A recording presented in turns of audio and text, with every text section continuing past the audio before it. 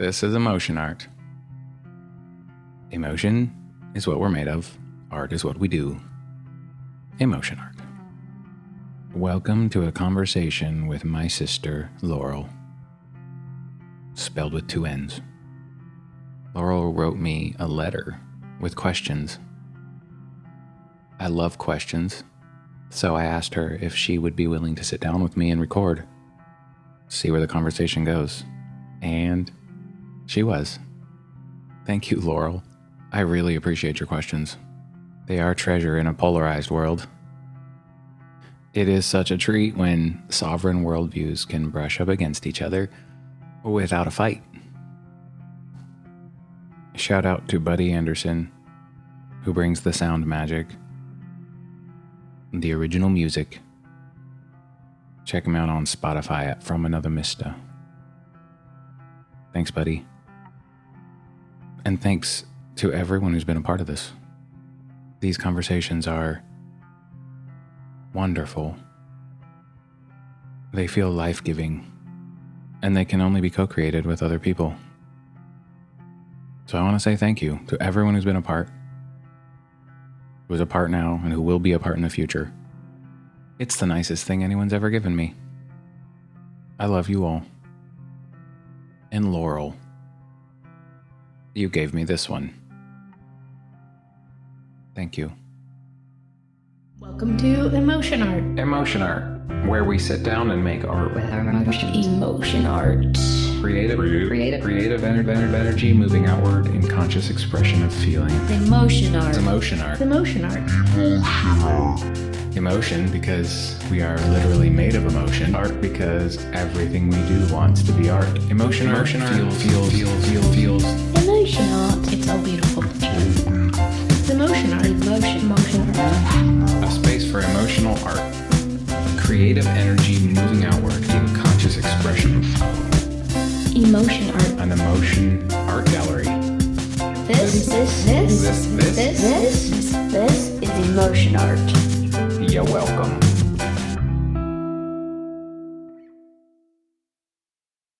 I can hear us talking. You know, when you're on the phone with someone and the phone call starts echoing and all of a sudden you can't think anymore? Yes, Laurel, I do. That's kind of how I feel. That's how you feel right now. Yeah. Yeah. Well, I have some advice for you in that. Enjoy it. Every conversation starts in an uncomfortable space. Unless you have hundreds or thousands of hours of practice. Yeah. So you know what to expect. You know what's going to come out of your mouth. But most people have never done something like this before. So how could they possibly know what to expect? But it's nice to have soothing tea when everything feels awkward. You have to be very proper. This is for the record. That's okay. It is.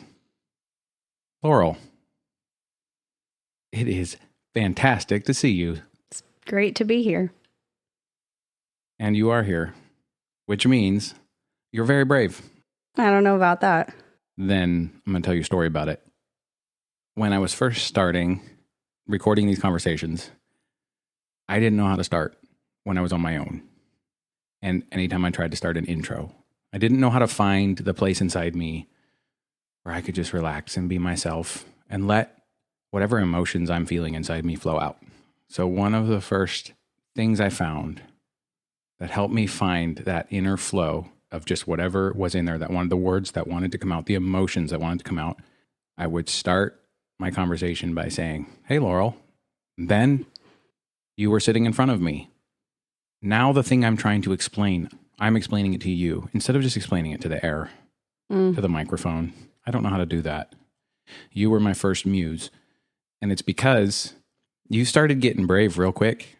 I don't know what the shift was. Maybe we both got mature enough, but you started speaking your mind.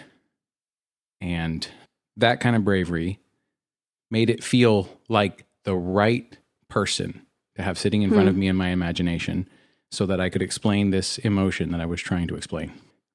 You're a foundational element in this whole project. Thanks. That's special. And it's an expression of a deep appreciation inside me. I think that what I'm saying is it's not a compliment. It's just a truth, Yeah. which is my defense mechanism against somebody saying thank you. Okay. Welcome to how my brain works. I take it as a compliment, but I get what you're saying. Yeah. I'm just complicating it. Yeah. That's what I do. So, how do you feel right now? I've had like so many thoughts going through my head for weeks now. Like, I play conversations in my head, Yeah. and now I'm like, I do that too. what was I going to say? When you say you play conversations in your head, do you mean that, let's say you're walking down the street, you see somebody walking across the road in front of you. Is there a conversation in your head about that? Is there a conversation about everything you notice? No. Okay, so what do you mean by you play conversations in your head? I'm a different person in my head. Like, the things that I say to people and the conversations I have with people are very different in my head than they actually are in real life. Okay. I'll have a conversation in my head and I will have like all these emotions. Yes. Whether it's anger or like passion about what I'm talking about. And then when it actually comes time to have a conversation, sometimes I kind of just shut down. Well, when we first started talking about having this conversation, you were unsure whether you even wanted to have it at all. I don't know if that's true, but I'm saying you were not immediately positive about it. Yeah. But you wrote me a letter in which, I mean, basically you said, hey, Michael, there's a lot of things that I have to say and I don't know how to say them. So I'm just going to do what I see you do. And I'm just going to speak exactly from my gut, the exact emotions that want to come out, and not worry about what it looks like or how it makes you feel. Hopefully you take it for the love that it is. Something like that. Yeah. And then you proceeded to write a extremely interesting letter. Interesting to me because it felt completely honest. Mm-hmm. You asked some questions in it. I'm trying to remember what, it's really hard for me to remember specific things. I remember the emotional feel of a thing. I did ask a few questions. Yeah. A lot of the things that I said were things that I think about you that didn't necessarily need a response. Are you saying that you weren't actually like you didn't expect a response? Mm-mm. But then I thought about it and I was like, well, what did I because it wasn't a super lovey-dovey letter, right? Not at face value. So it's value. kind of like, what are you supposed to say? Hey, thanks for the letter? Or were you supposed to say, like, there wasn't really questions to answer. So, when you emailed me and you're like, I'm a lot better talking face to face. Like, I'm like, well, that makes sense. I'm not sure what I was expecting him to say. I just kind of was needing to tell you the things that I was thinking and the things that were on my heart. Yeah. It felt to me like you were talking through all the things you think about me, or some of them, not all of them, obviously. Yeah. How do you put that in one letter? Yeah. And I felt like there were some good questions. I felt like there was curiosity in it. Like there was definitely judgment. And I don't mean judgment in any particular way. I just mean you explaining, what do I mean by judgment in that case? Let me just put this out there. I'm a Christian, which you know, and I believe what the Bible says, and you know what the Bible says, so you have to know that I can't love you without trying to help you to see Jesus. That is how I love you. And so in writing a letter like that, it's not like I'm not judging you. Okay. I am loving you, but are you hoping that it will be instructional for me? I want you to know Jesus. That's my ultimate goal. Any conversation I have with you or any interaction that I have with you, I hope and pray that you will see Jesus through that. I have a question. I don't want to challenge you. You can challenge me. Okay. I hope you feel comfortable to speak up if you feel put on the spot. You are never obligated to ever answer anything, especially not in any way you think I want you to. I'm only ever looking for what the gut reaction you're having to whatever we're talking about. But I'm wondering, you said something very confusing to me, so I want to understand it a little bit. Just now or in the letter? Just now. Okay. I believe you said I can only love you if I try to make you see or help you see Jesus. I don't understand that. I don't understand what you mean by that. Are you saying that you're not allowed to love me? Well, first of all, can only. Why? Why can you only love me Like, why is this? Why is this true for you? And second of all, what does it mean? Does it mean that if you are not able to convince me, like the only basis you have for love, by which I'm assuming you mean a relationship rather than a feeling, because I think that, but I don't know. Here's the thing: is I don't understand. Could you maybe state that in different words and help me to stop talking in circles about not understanding this? Thank you. Okay. Sometimes I just assume that you know exactly what I'm talking about because you were raised a Christian. So maybe I just need to not assume that.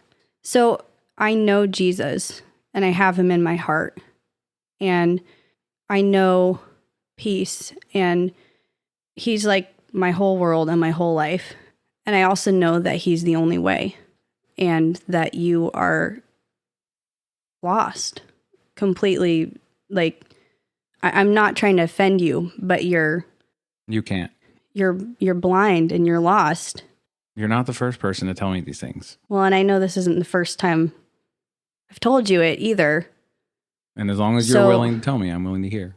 So if you could kind of look at that from my perspective, you're my brother, and it's just incredibly sorrowful for me to see you having to live your life without knowing our Creator.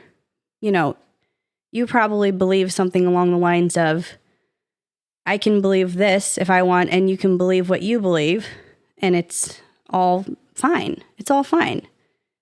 Everything's good. And we can have communion even if we don't believe the same thing. But that's just not reality, and that's not the truth.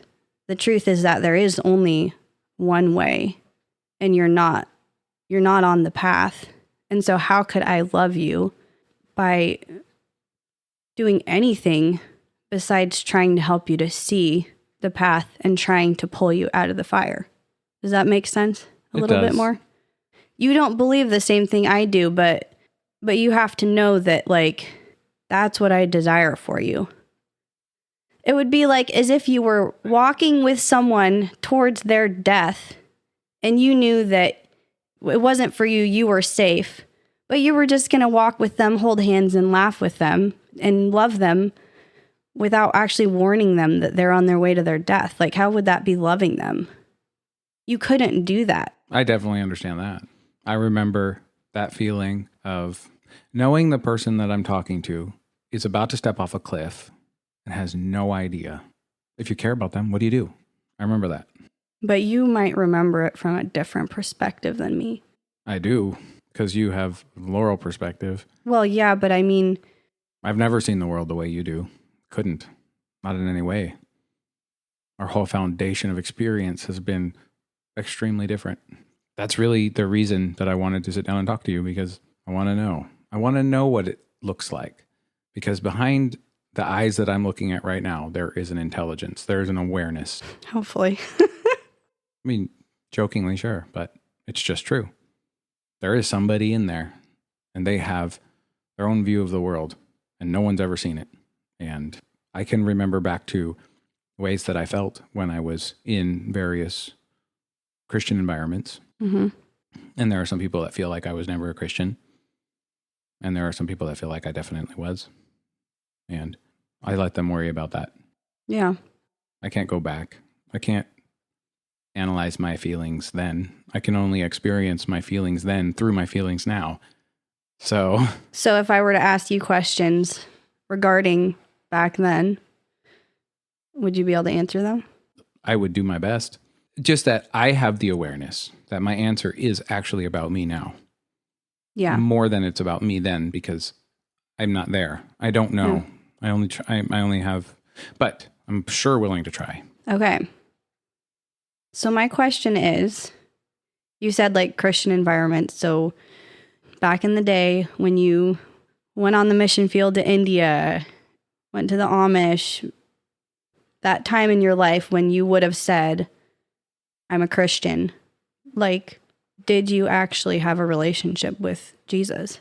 Well, number one, you're talking about most of my life up until 10, 12 years ago. So I'm actually specifically talking about like around the time you went to India. Oh, but you mentioned things that are in many other times. Okay. But okay, I got you. In the context of the time that I went to India, did I have a relationship with Jesus? Yeah. What do you mean by relationship? Because I mean, surely that is experienced differently by every single person. So what are the qualifications of that? Because I would spend hours in intercessory prayer and fasting. I was very passionate about Jesus. I had a faith that no matter what else shook in my life, there was this part of me that I held on to like a life raft in a storm, that knew that no matter what happened, the one thing that I knew beyond a shadow of a doubt was I would never stop believing in Jesus. End of story. That was the final safety. That was the thing that I would end up back at when everything around me just felt terrifying and horrible, which it did. Mm-hmm. I mean, for most of my life, in various ways, with lots of patches of sunshine. But I was passionate. I would have done anything for being able to feel something outside of myself that I knew was Jesus, was the Holy Spirit. Because I could feel tingles and like different things that came in high emotional states, but I was never able, like my brain always knew that You were missing something. no, not that I was missing something. To me, my relation, like, because I was raised in the Jim Roberts group. Yeah. I was raised in the circles I was raised in. And the way I saw myself, not because I wanted to, but just because I was raised this way, I saw myself physically as something bad, something evil, broken, sinful. And all of my thoughts and impulses and urges and just the crazy stuff that happens in my brain was all accompanied with this feeling of flickering shadows from firelight of hell. Just that's how it felt to me. Mm-hmm. And so I'm looking for something to save me from this like way I perceive the world as being so dangerous, and to like let me know that there's something that's going to rescue me, that's going to save me. And I don't know, dude, it's what I experienced is because of how I saw it. So I'm not sure how to answer the question because I experienced such depth and such passion and such belonging and such a craving, a desire to learn. I went through the Berean school of the Bible, like an intense discipleship school that you live there. And it was my whole life. And then, so really it's up to everybody's opinions, what they want to think. The way, like if I were to answer that question with my language, I would say I didn't know myself. I thought I didn't belong. I thought I was something bad, an outcast. So how could I know somebody else, be it Jesus or anybody, if I don't know myself? Which is reverse. I know. It's my worldview. Yeah. But I don't know. Does that help? Like, or Basically, does that give you more clarity for what you want to ask? I mean, that is kind of one of my questions is I just want to figure out like if you actually had a relationship with him or not. I want to understand you better. Do you want to know if I think I did? Yeah. Back then I thought I did. Abso-freaking-lutely. But I had a crippling imposter syndrome. I thought I was tricking him into it because I'm so bad. Like I'm terrible. And I'm rationalizing a way younger emotional thought processes. So Yeah. I mean, that was the first question I put in the letter was when you called yourself a Christian, if it actually was real to you. Yes, and, extremely. Okay, so viscerally. I had a conversation with Dad. Now I don't know how this is going to go over because you remember things very differently than Dad probably does. But let me pre-qualify since Dad's coming up already. When you speak about Dad, you're speaking about yourself. You're speaking about your perception of him, not actually speaking about him. And when I speak about Dad, I'm speaking about myself. Yeah. How I perceive him, not about him. I just want you to know that that's how I see everything you say. If you tell me something about me, you're actually telling me something about yourself, about the way you feel in response, sure, to something you see in me. Well, this is actually going to get a little complicated then. Okay, perfect. I'm going to be telling you something about Dad who is telling me something about you. You say whatever you want to say. I'm just letting you know that that's how I look at it. Okay. He told me that when you got back from India, he went into the room and you were in there and you'd been praying or something. I don't remember exactly what. And you looked at him and you said, Dad, I I just don't have a relationship with him. I don't know him. So I don't know if you remember that, but I wanted to ask you, like, what? I've had lots of times of doubts and of just like, I've gone through every possible mental roller coaster in existence. Like, Yeah. I have a brain that is always thinking and thinking and thinking and overthinking and underthinking and thinking underneath that and beyond that. And it gets so confusing, and it made life really confusing for me for a long time. But now I understand that it's just how my brain works. And I don't have to take any of it seriously. I just let it happen. And I know when there's something I need to look at. Okay.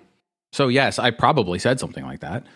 Yeah. And it was probably in a moment where I felt like really discouraged, because it's hard to live your life with one foot out of your body, not feeling like you belong in your own body. That's how I grew up. Not because of anyone made me grow up like that, just because that's how somebody who's in the circumstances I was in as a kid is going to grow up, that thinks like me at least. And the end of the story is I'm super thankful, because without all of those things combined, I wouldn't be who I am now. Yeah. Do you think that maybe your perspective of who God is and how your relationship was with God was very heavily impacted by your relationship with Dad and who Dad was to you? Like you're saying, my perspective of God back then was, you're asking me if it was shaped by my perspective of Dad back then? Yeah. Like for some reason, people, what's the word? Project their view of who God is based on their dad, their own father, their earthly father. They see the heavenly Father as their earthly father, whether or not that's actually who he is. It's a good question. I would say partially. And the reason I say partially is because I wasn't actually with Dad for a lot of my formative years. He had the grace to let me go, or the foresight, maybe. I don't know. But I would say the people that come to mind, you want to know who comes to mind when you ask me who influences my view of what God is? Yeah. The first person that comes to mind is a guy named Leonard. He was one of the authority figures in the Jim Roberts group. And he was a very tall man with a very big beard and a very coarse, a very severe demeanor. Very severe demeanor. Like you said that, the first thing that comes to mind is Leonard. Okay, because you might have had more than one father figure back then. Second thing that comes to mind is him telling me that everything that I do is trash. There's nothing that I can do that's worthwhile. And in hindsight, I can understand what he meant by that. That it's like, from his perspective, we're just broken humans. And only goodness comes from the grace of God. Comes from God himself, not from us. Which is just a intensely, like, every Christian is on the spectrum somewhere with how they view God in that way. It's just that Leonard was an extreme, like, that's how he saw humans, was how I saw myself. And I spent a lot of time with him after I rejoined when I was 11, 12. But it doesn't sound like this is very positive. No. Okay. Not I'm at just, all. you're like almost smiling. So I'm like, what is this? It's this sounds not great. But again, Laurel, everything that I see in my past feels positive to me now. Okay. Because it all is a one puzzle piece that makes up who I am now.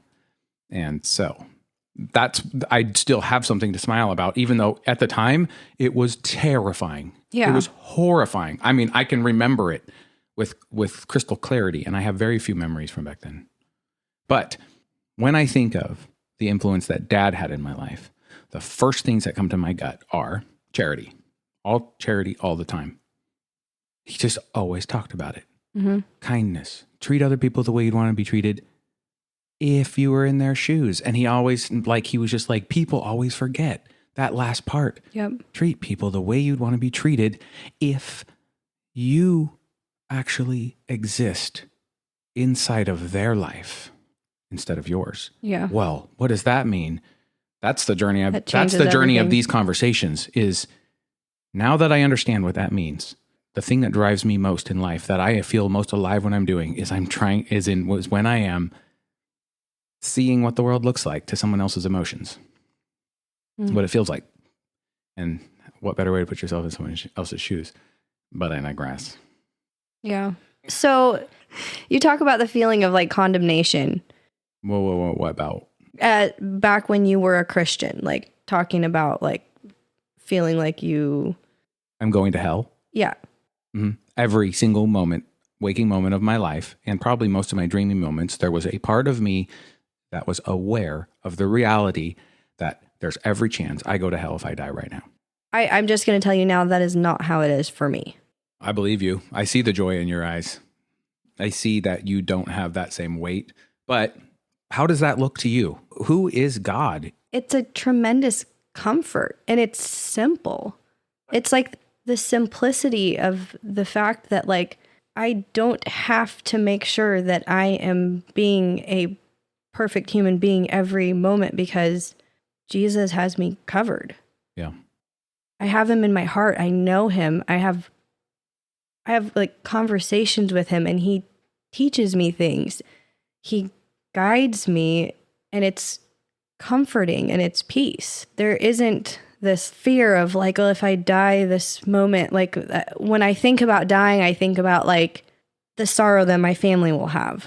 Like I don't have to think about, and I don't have to carry that burden and that weight of just like what's going to happen when I die.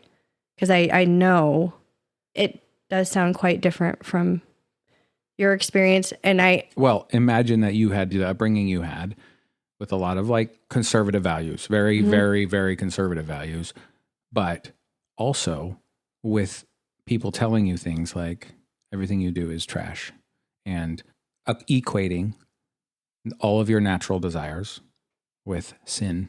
Yeah. Which they're equating with isolation from God forever and hellfire.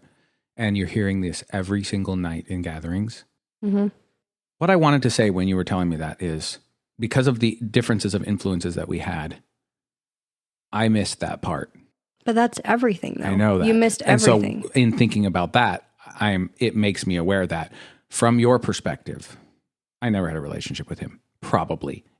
And what I'm trying to do is I'm trying to analyze the feelings that I have from your worldview instead of my own. Because from my worldview, I very much had a relationship with him. And I know that now because, again, from my worldview, not only do I have a relationship with him, it's a connection that just exists. Same as me knowing that you exist. And it isn't anything like I thought it would be. Mm-hmm. Again, this is my worldview, my perspective. But I'm trying to look at it from your perspective. And the feeling that I feel now, which is the freedom, the peace that you're describing, that's what I actually feel every day, every minute of my life. Even when I'm driving to Portland at 4:00 in the morning every day for work, I feel this overwhelming gratitude, joy to be alive, acceptance of all that is, just acceptance that I belong where I am because I'm here. And all of the things that I was looking for in all the wrong ways, I know that in hindsight, everything's clear.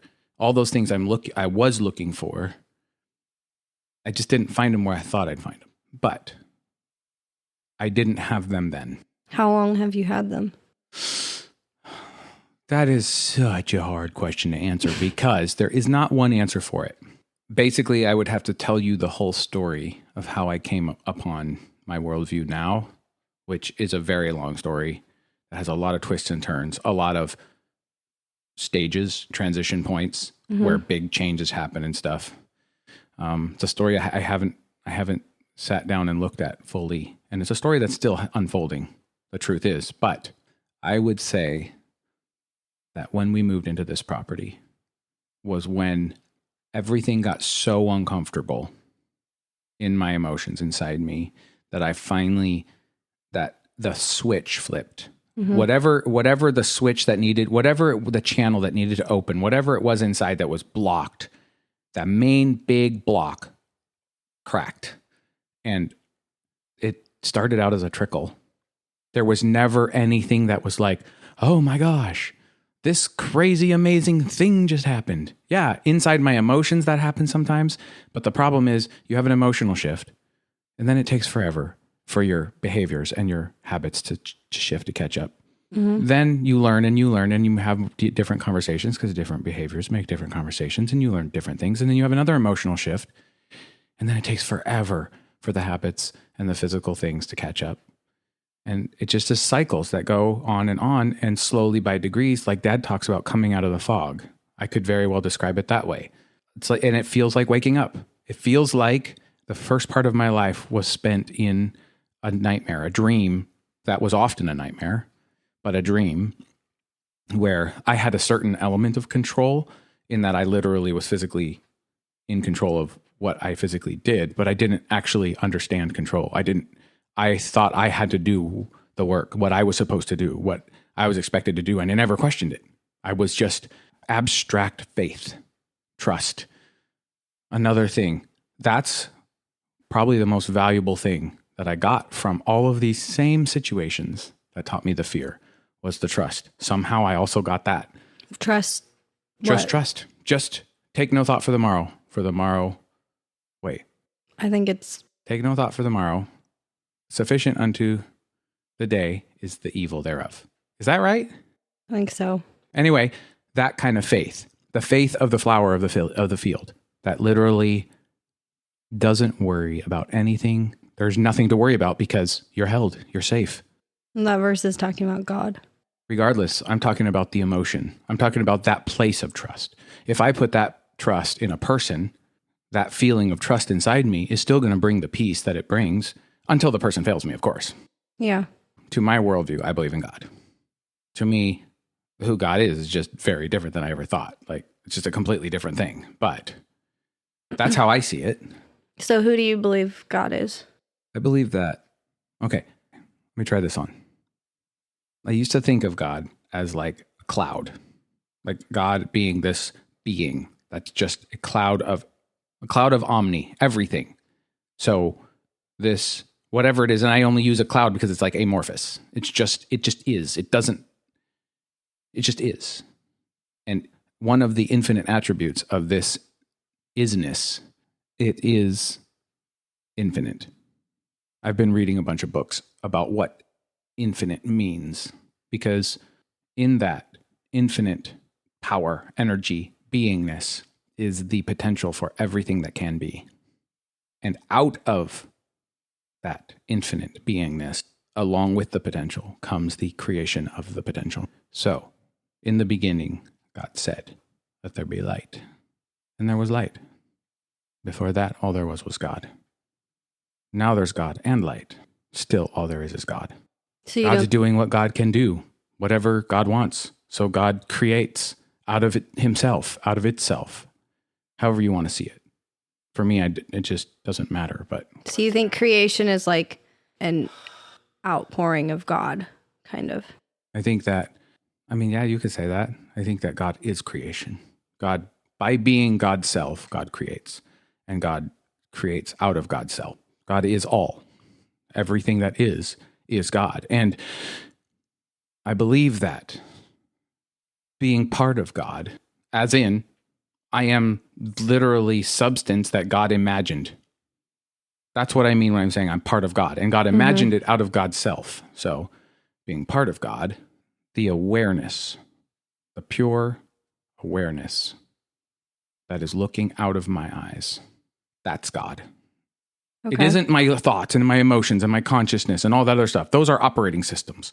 But It's like your soul. it's a love story. God, creation is a love story. Is God experiencing itself, himself, God experiencing himself. It's a love story. And it's just all of the things that I was trying to see back then. Now it just makes sense. Oh, God is everything. Like when I look at you and I see texture. I see a ribbed, Shrug. yet kind of like muted burnt yellow sweater, knit thing. I see jeans that have lots of texture and some rips and tears. And I see silky yet curly hair that's like auburn, like has like in this kind of muted light. I see skin that just like has this like slight reflection of the light and just smooth. Every texture is so different and so real right here. Like I can actually feel it as I look at it. Just all of the chair, the crushed velvet, pink chair you're sitting on. And yet there's a part of me that knows that what I'm looking at is little tiny photons of light that are spinning in this choreographed dance with each other, but never touching, with space between them that is so vast that it's more than the distance between stars compared to their size. Wow. I know that what I'm looking at is pure energy spinning around nothing. That's what you are made out of.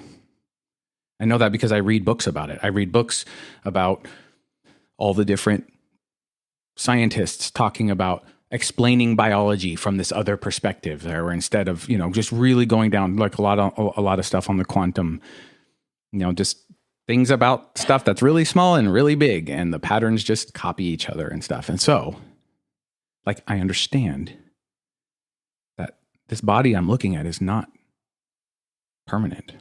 It's just little light particles that are spinning around themselves just for fun, just because that's what they do. What else would they do? That's what they do. And I know behind everything that I'm seeing here, there is an ageless and an infinite awareness, something that is aware.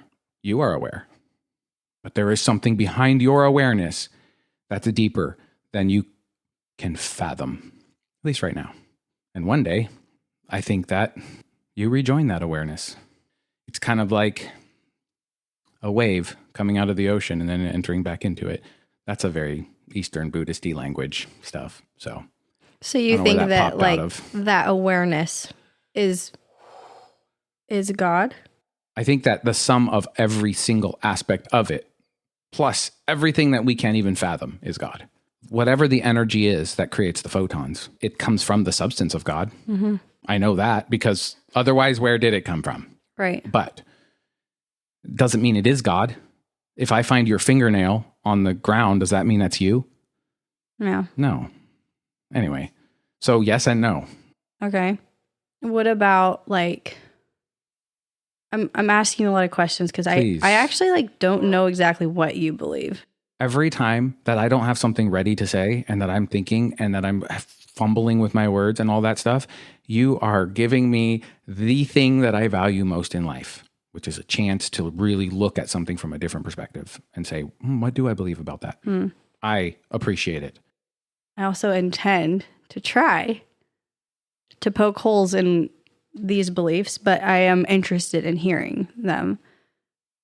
So what about like sin, good and evil? What do you believe about that? If you can poke a hole in it, that's a place I would like to look. Because who wants to go walk around with lots of holes in them? Yeah. And you don't know a hole until you see it. Okay, you asked me a question about what I think of sin. Good and evil? Good and evil, yeah. What do you believe about the movie?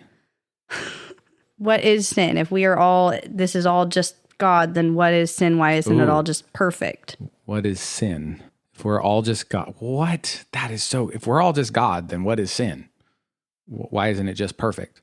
I think that it is the way it is because this is the only way it could be. If a God beat itself, then this would be the outcome. Everything belongs the way it is because that's the way it is. Okay. What is sin? Okay. I'm just going to start with the definition that I give people of what I think sin is, because I actually have this. Oh, I knew you had it thought through. So far, I haven't. Everything you've asked me so far, I've been stumbling over. Okay. It's been fantastic. I'll probably come back to some of it. Who knows? I think that sin is simply knowing that you should do something and not doing it, or knowing that you should not do something and doing it anyway.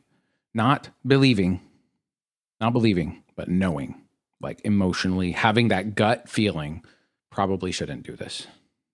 Not that your brain's telling you, you probably shouldn't do this. Here's all the reasons why, blah, blah, blah, blah, blah. That's what brains do. My brain does that incessantly. Yeah. I'm slowly starting to learn how to listen to my brain and my gut, my emotions, my thoughts and my emotions, but not let my thoughts take over, not let them cloud up my whole sky so that that's all I can see is what my thoughts are doing. Because guess what? My emotions will then follow my thoughts. Yeah. My emotions have a different idea sometimes. So I'm always trying to make sure that they have space to be different than my thoughts. So I don't take my thoughts too seriously. And hopefully I beat that to death. I don't know. I feel like I just said the same thing like 3 times in a row. Well, so you defined sin. Simply when you act counter to what? That deep, deep knowing. It's just the knowledge that Yes. we just know. Yes. The scripture says is written on our heart. So you're talking about that. That feels like language talking about the same thing. The thing that is you just know. Yes. Okay. So you do actually believe in like good and evil and like right and wrong. To me, if something is right, that means that it's something that I know I want or I know I want to do. Not that I'm convincing myself that I want to do for all these reasons when really I'm just trying to cover up trauma and pain. Mm-hmm. But I know deep down, like recording conversations like this, there is something deep inside my core that craves to do this. So I know it's right. What about like the person that genuinely deep down inside their core craves to molest kids? Like, what about that?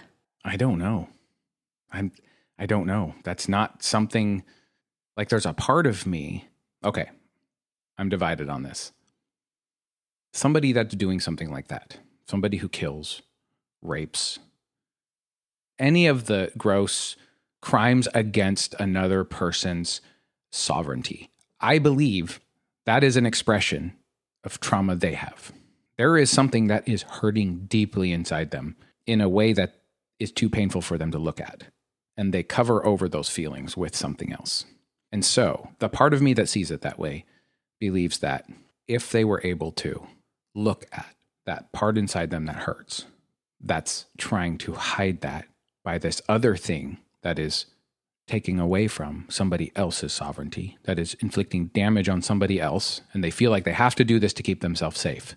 The person who rapes feels inferior.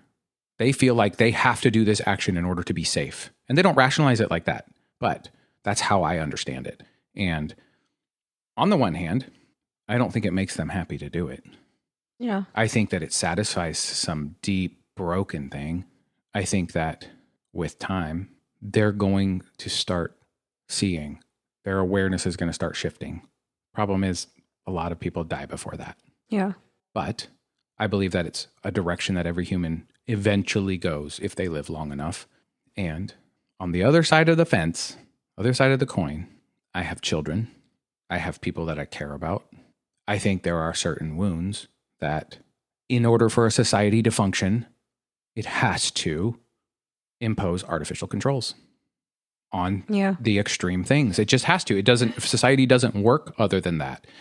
But I mean, if you zoom out a little bit, human pain is so temporary. If you zoom in, it's the most real thing that there is.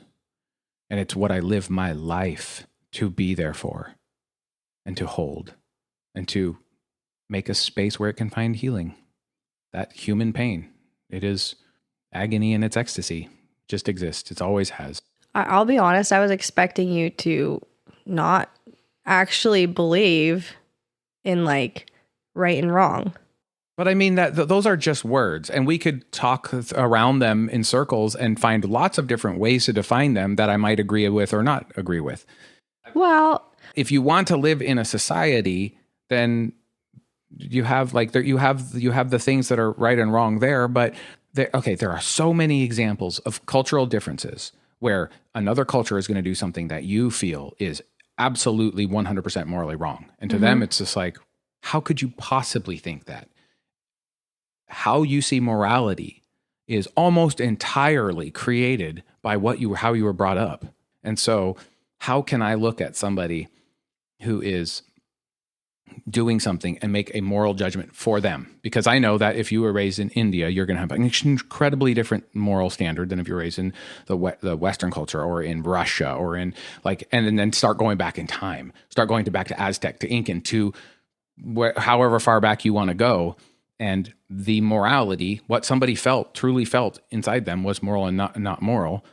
There are some universal things that in every culture you're broken if you feel like, but then again, is there? Because soldiers don't feel like they feel bad to murder and to kill.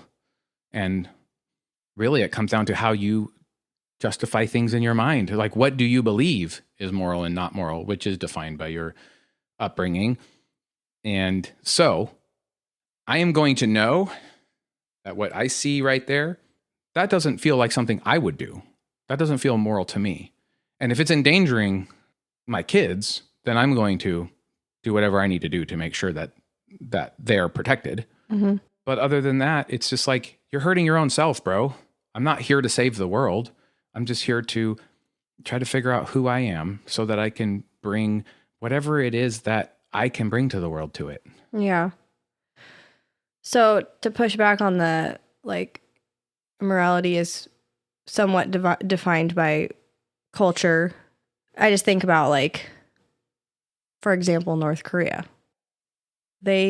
Generations after generations have lived in that culture where the government gets to do whatever they want, say whatever they want. The people have to worship the leader of their country, and if they don't, they get put in camps and tortured, and their children get killed, and they get starved for the benefit of the leaders, and that is their culture.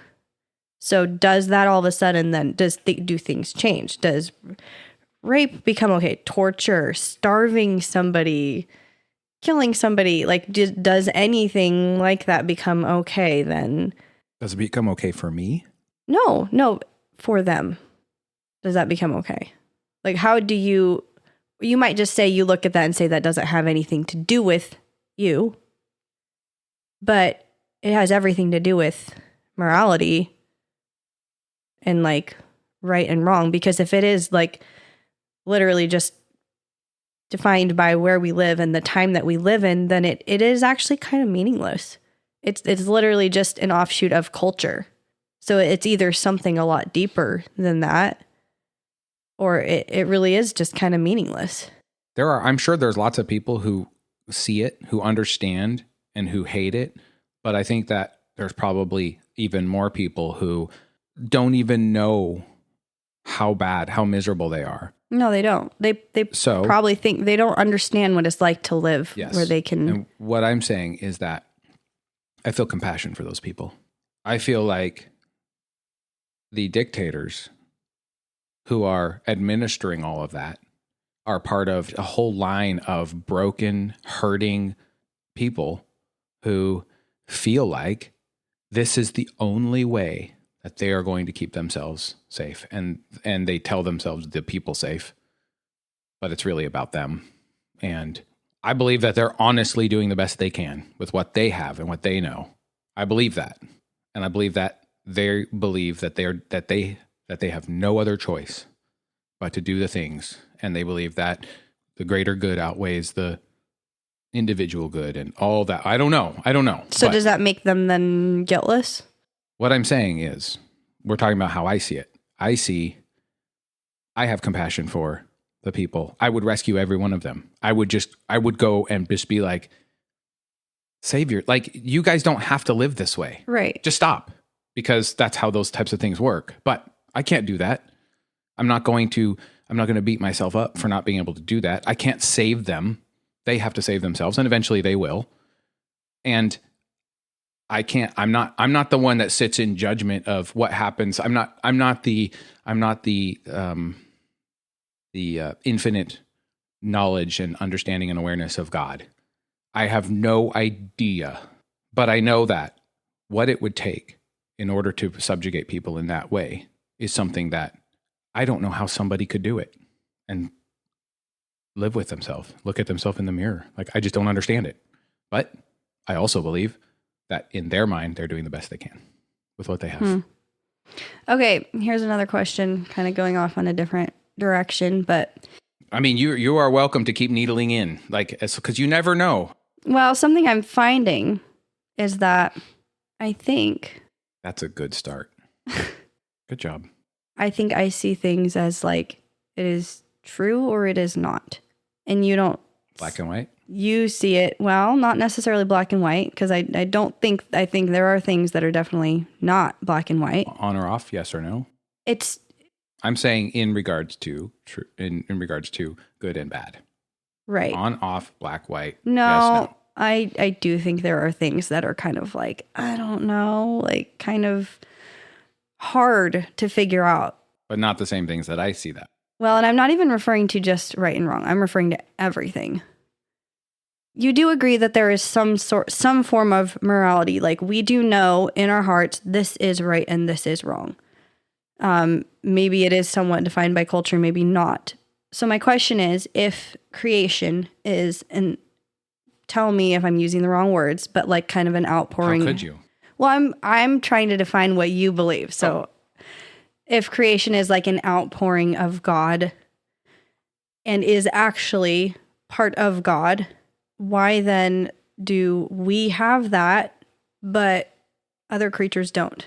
Like, why are we different than animals? Our brains are different. Our brains have different parts. What do you mean? Well, hold on. Are we going to get metaphysical? I don't even know what that means. Are we going to get into the things that are next to the physical, like souls and spirits and all this other stuff? How do you mean different then? We have a soul and a spirit. We have a knowledge of right and wrong.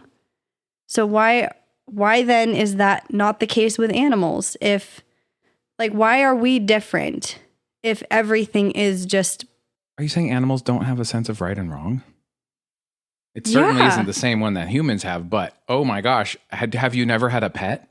I mean, it's consequences. A heck of a sense. And every animal's sense of right and wrong is very different. And it's very much shaped by what their experiences were in their upbringing. And it looks different than humans. But I would say that humans and animals are very different, but a sense of right or wrong, like animals will... Are you saying because theirs is instinctual and ours is not? No, I'm just saying like animals will like mother and father get together, have baby, father eats baby. Like this is not morality. In some animals, father takes care of baby. Yeah.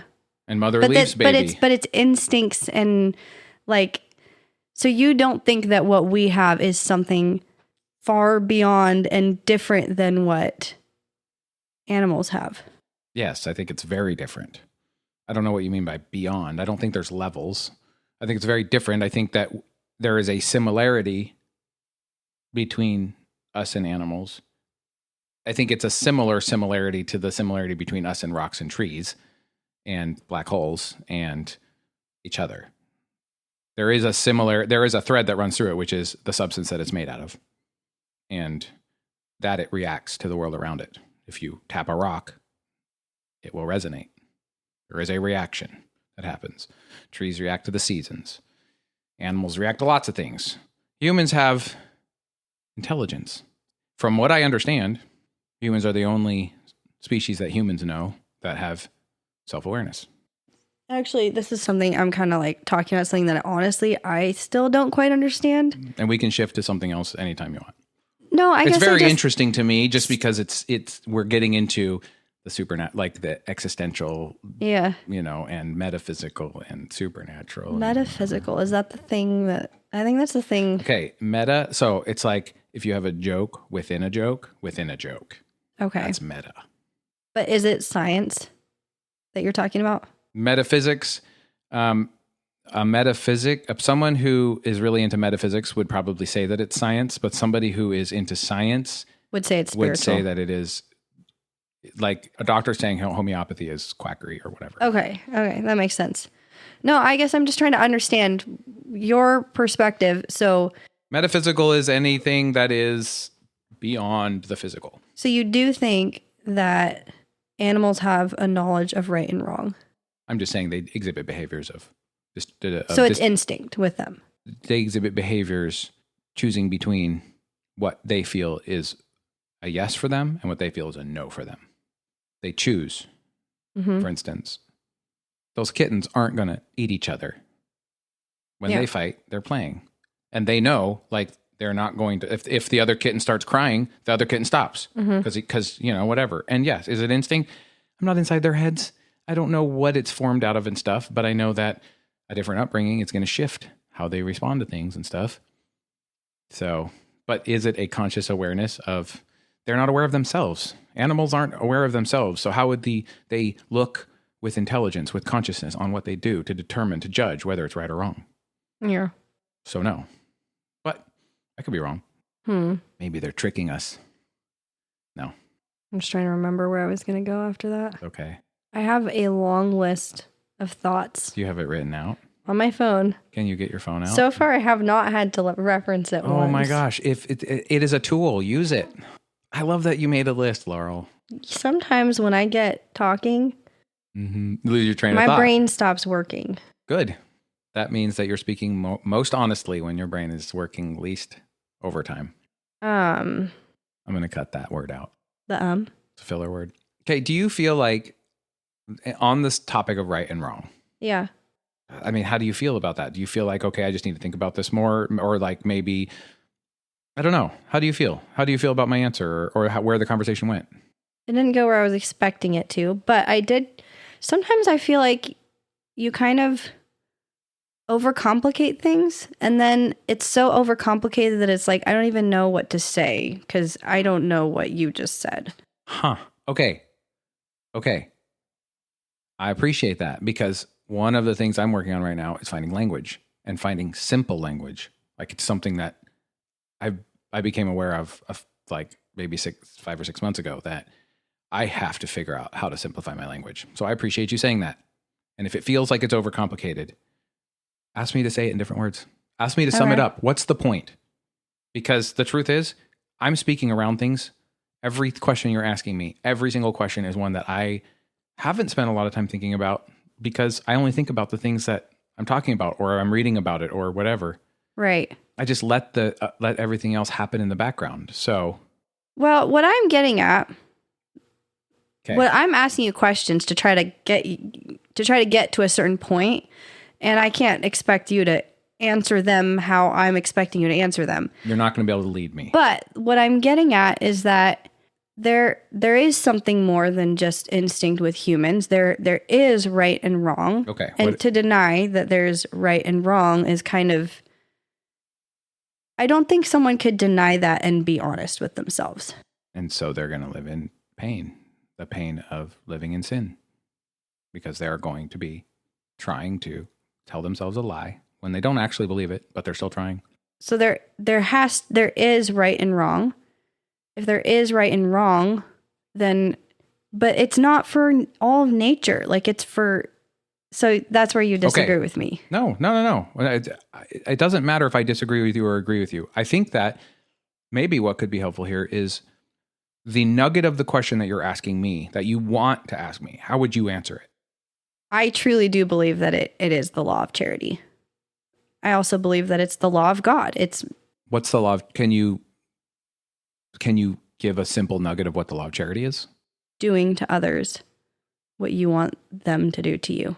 So you think the definition of sin is if you're doing something to somebody else that you would not want them to do to you? I think sin is disobeying God, like a law that God has laid in our hearts. Disobeying that is sin. And I do think that there are some things that one person could do that is sin that another person could do that is not. But I think in general, there's things that everybody knows deep down inside their heart is sin. And I think that pretty much all of those things that are universal is breaking the law of charity. That feels true to me. Like, I don't feel like I disagree with that at all. But at that's least as I understand the words. Right. And that's, to me, that's it's simple. Like, it's it's not overly complicated. Yeah. But I keep kind of going back to the animals thing. The reason why I'm going back to that is because if God just created everything and everything is actually a part of God, then why is it that it's not okay for humans to hurt one another? Like, that's not right. It's wrong. We know it in our hearts that it's wrong, but for animals, it's not. Why is that not written on their hearts? I think it is.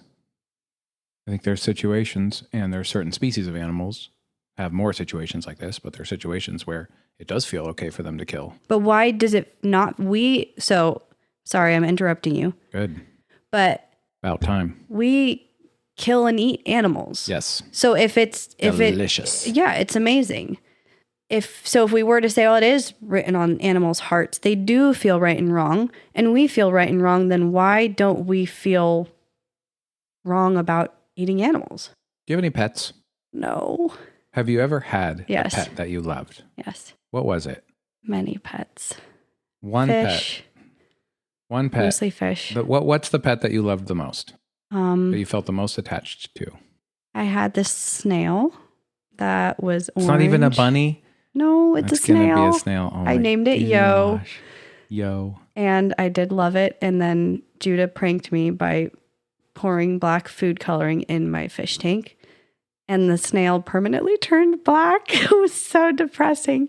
And then I went to Mexico and my family was like, I don't know who's going to take care of her fish. And the whole thing went in the dump trailer. Oh no. It was very sad. I loved that snail. Oh no. Oh my Yes. gosh. How old are you? I was an adult.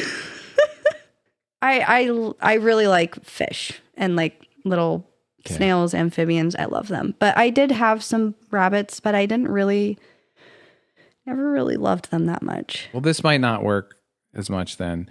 And Snails are edible. I was raised without pets, but the bond I was looking for was like a dog or a cat. Yeah, I didn't really have. Yeah, I didn't either, but I do now. Okay. I do now. And Okay. I think that the world that I eat, the kitty, I just don't think I would. So It would not feel right to me. right, and I get where you're going with that, but this might be a completely pointless tangent, but it is kind of interesting to talk about. Then it's not pointless. So your value for the cat is what makes the cat's life have value. In the context of eating it or not, yes. Okay, so in the same way that you would be really angry, well, I don't know if you'd be angry, but I would feel like if someone loved a cat and someone came and ate their cat, they would be angry. It would just be a terrible thing. It would not be a pleasant experience. Yeah. So that you could say the same thing. I think though. I would also be like extremely curious, like what the heck is going on here? Why I need to understand this.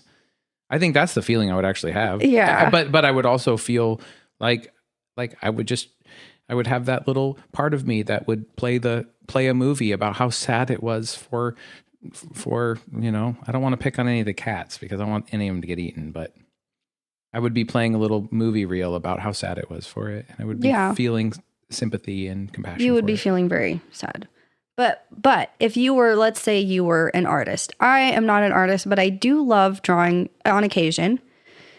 And when I draw, I put my emotions into it. It means a lot to me. I draw it. I love it. I feel the drawing. I will look back on the drawing and like feel the same things I was feeling when I drew it. You sound like an artist. Well, it means a lot to me. I do not do it very often. I have a total of like maybe 10 drawings that I did at like really key points in my life. Why don't you do it? Because I don't feel like I need to right now. Oh. Usually it's like hard times. Do you feel like you want to? Like what if you just did it for the fun of it? I would love to be able to just draw for the fun of it. Why aren't you able to? I haven't had the time. What keeps you from it? I bought watercolor paints and watercolor paper and I have it. It's like new in the package and every day I'm like, maybe tonight's going to be the night I'm going to sit down and paint. And it just never happens. I'm a mom. You should do that. I should. I should. You can be a mom and also be yourself. Yeah, that is very true. But getting back to that drawing, the book with my drawings in it,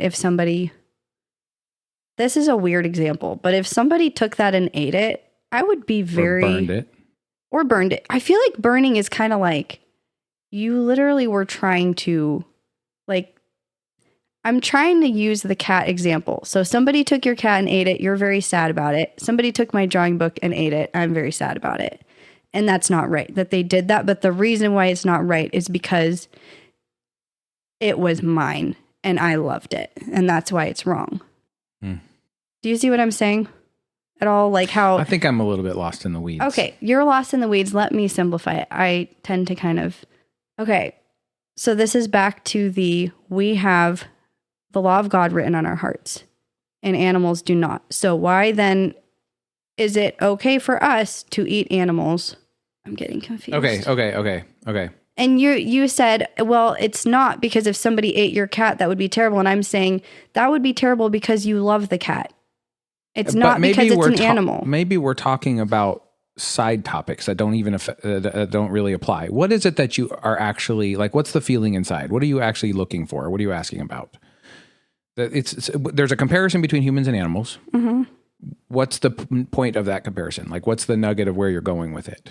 We have the law of God written on our hearts from your perspective. Animals do not.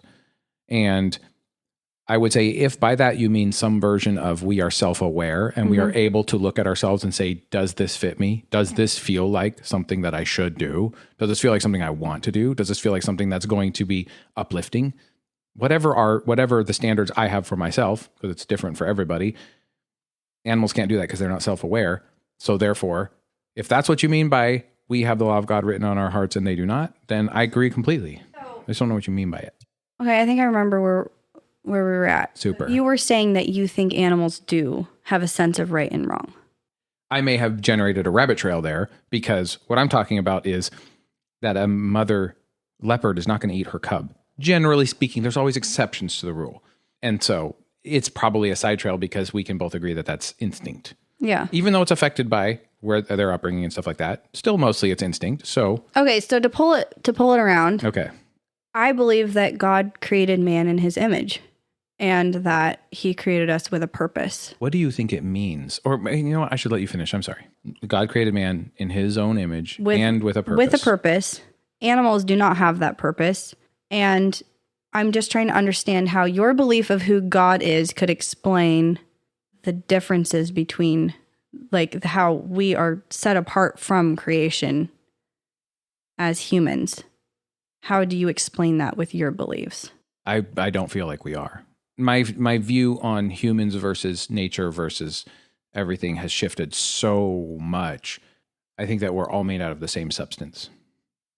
And I think that each of us play a different role, whether it's humans or animals or whatever. And I think that when the animal physically dies, the essence, the energy, whatever it is that was that animal, that echoes of that still exist in the universe.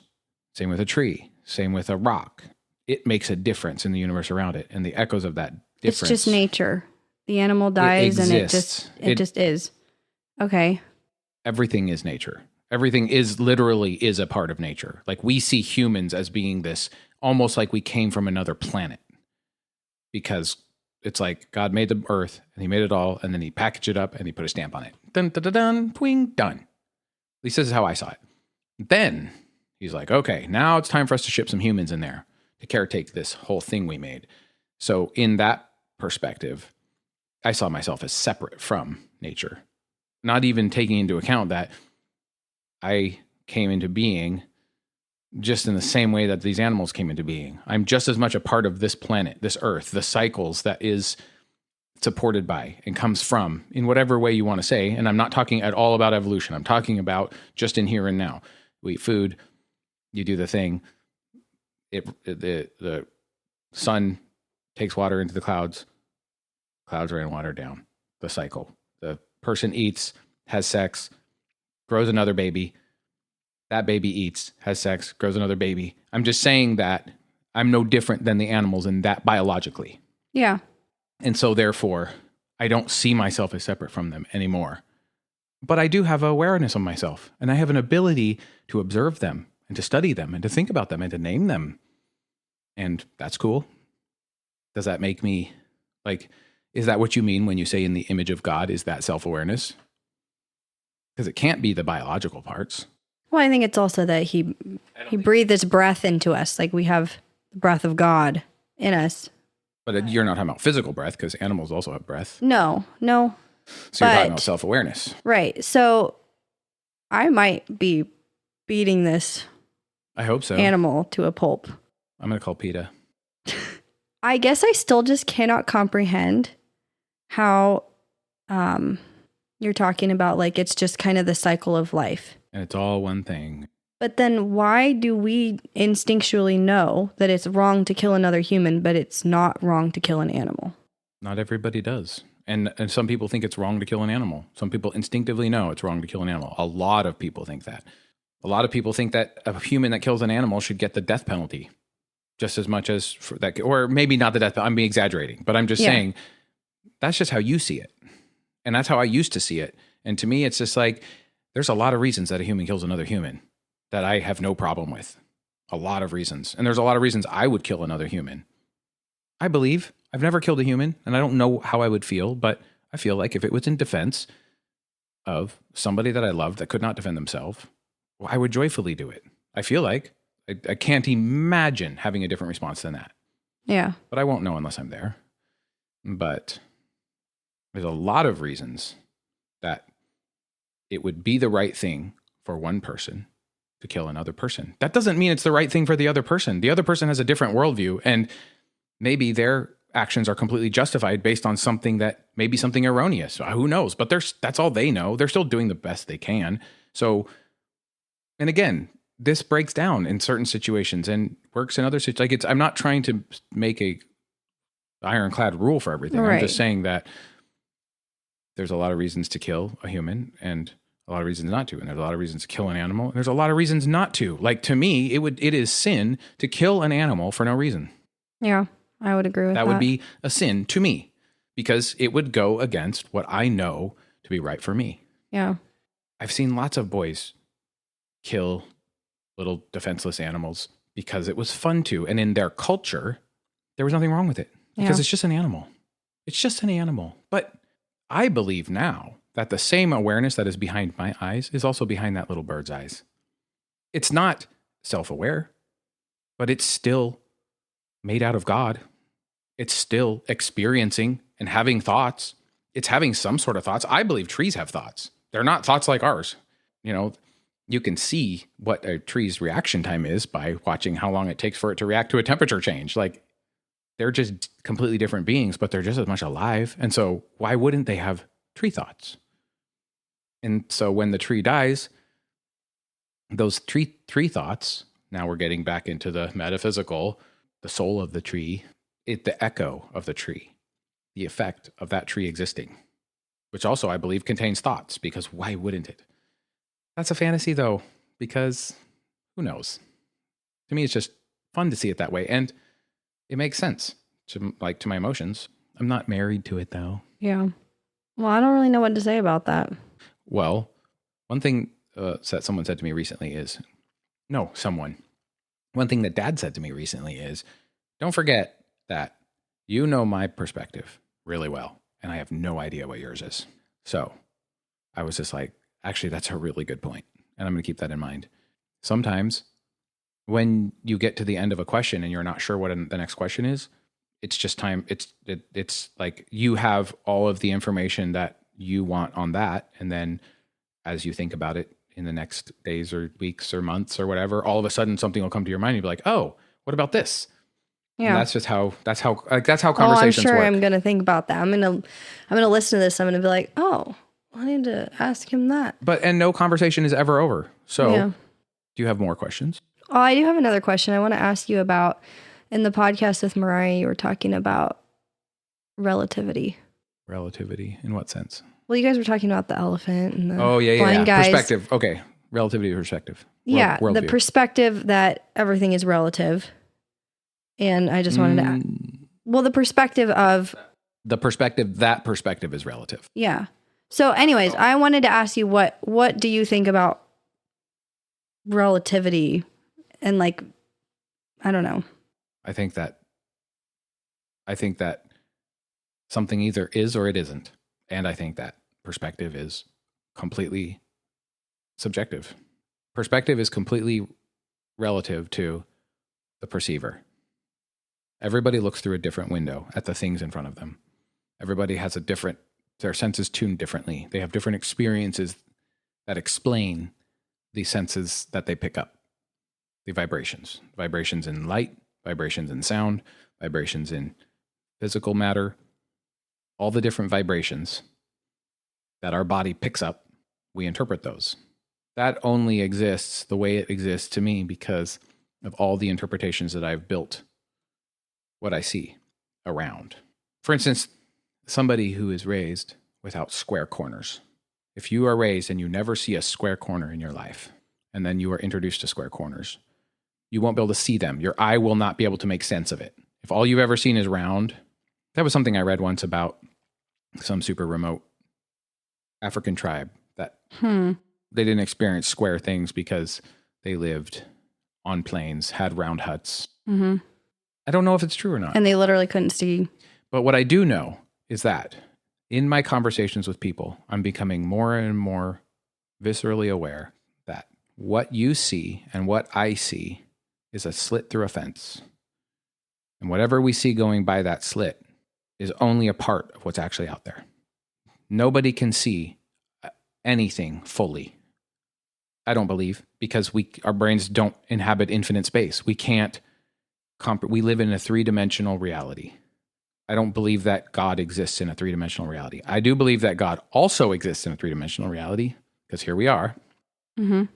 But God does not only exist in a three-dimensional reality. Yeah. And I know that my brain cannot fathom of anything outside of a three-dimensional reality, whether smaller or bigger.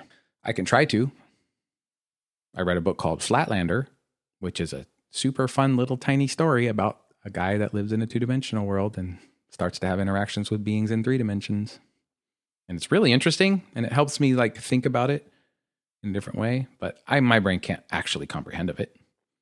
And so I can only think about it. So you think there is truth, Yes. but we can't fully know the truth because we can only see things from a very small point of view and from our vantage point. Therefore, we can't know. We can't know everything about anything. No human knows everything, not even about anything.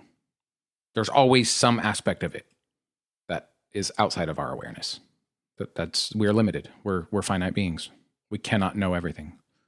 So when you say, this is what this looks like to me, I trust that what you're describing to me, you actually see. If I look at it, it's probably going to look completely different because I haven't had the same upbringing you have. I don't have the same language.